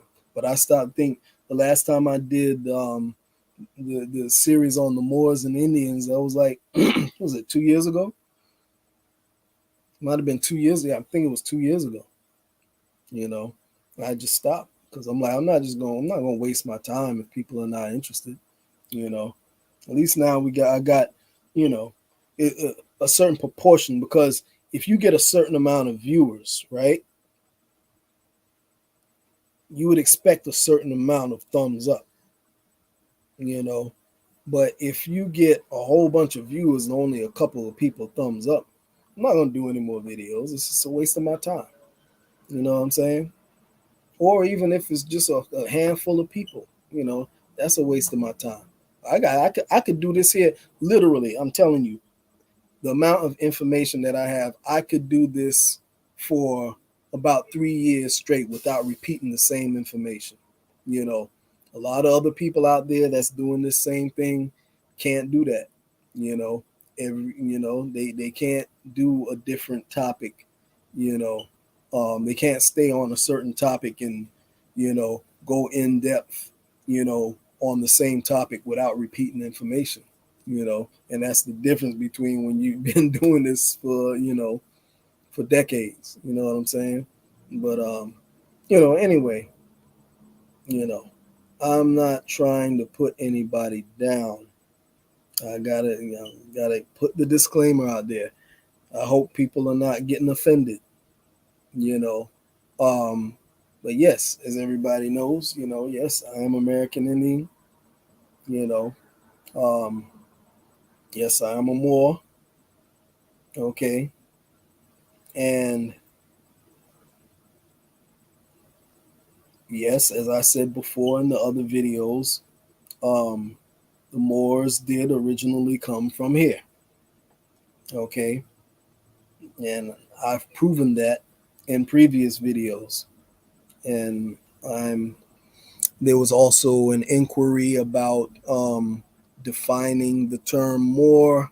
I'm not going to repeat that again because I have already explained that in the lecture series in the previous video. So I'm not going to repeat that again. Go back to my channel, find the video series, and look at it. Don't skip around. They tend to get kind of lengthy, okay? But look at the videos from start to finish, okay? Look at the series from the beginning of the series until where I left off at. If you're not going to do that, I'm not going to answer any questions. I'm not going to repeat the same information because that's the problem. A lot of people want to be spoon-fed information, and that's not how you should do research. You should do your own research, and you have a lot of people who are just following other people without doing their own research. They're following people and they're looking at memes and stuff like that.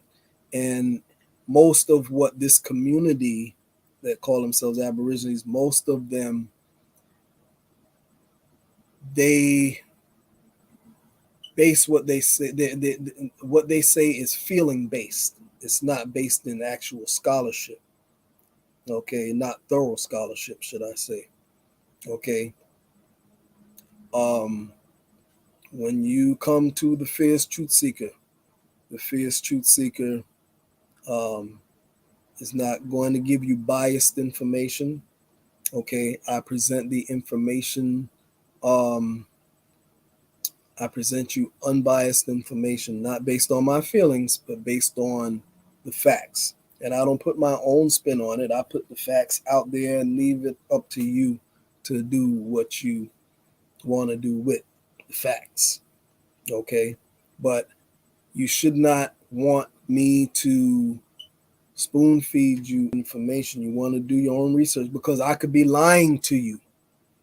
Okay? And that's the problem. A lot of people are being lied to. Okay, especially when it comes to Moors, they're being lied to. Again, what you call the American Aborigine of today, that movement, it's hijacked from the Moors. That's just what it is, plain and simple. Anybody who says any different, they are not doing their due diligence to see where the philosophy came from. Okay, all that stuff about um, the slave trade, you know, wasn't real. This, that, and the other.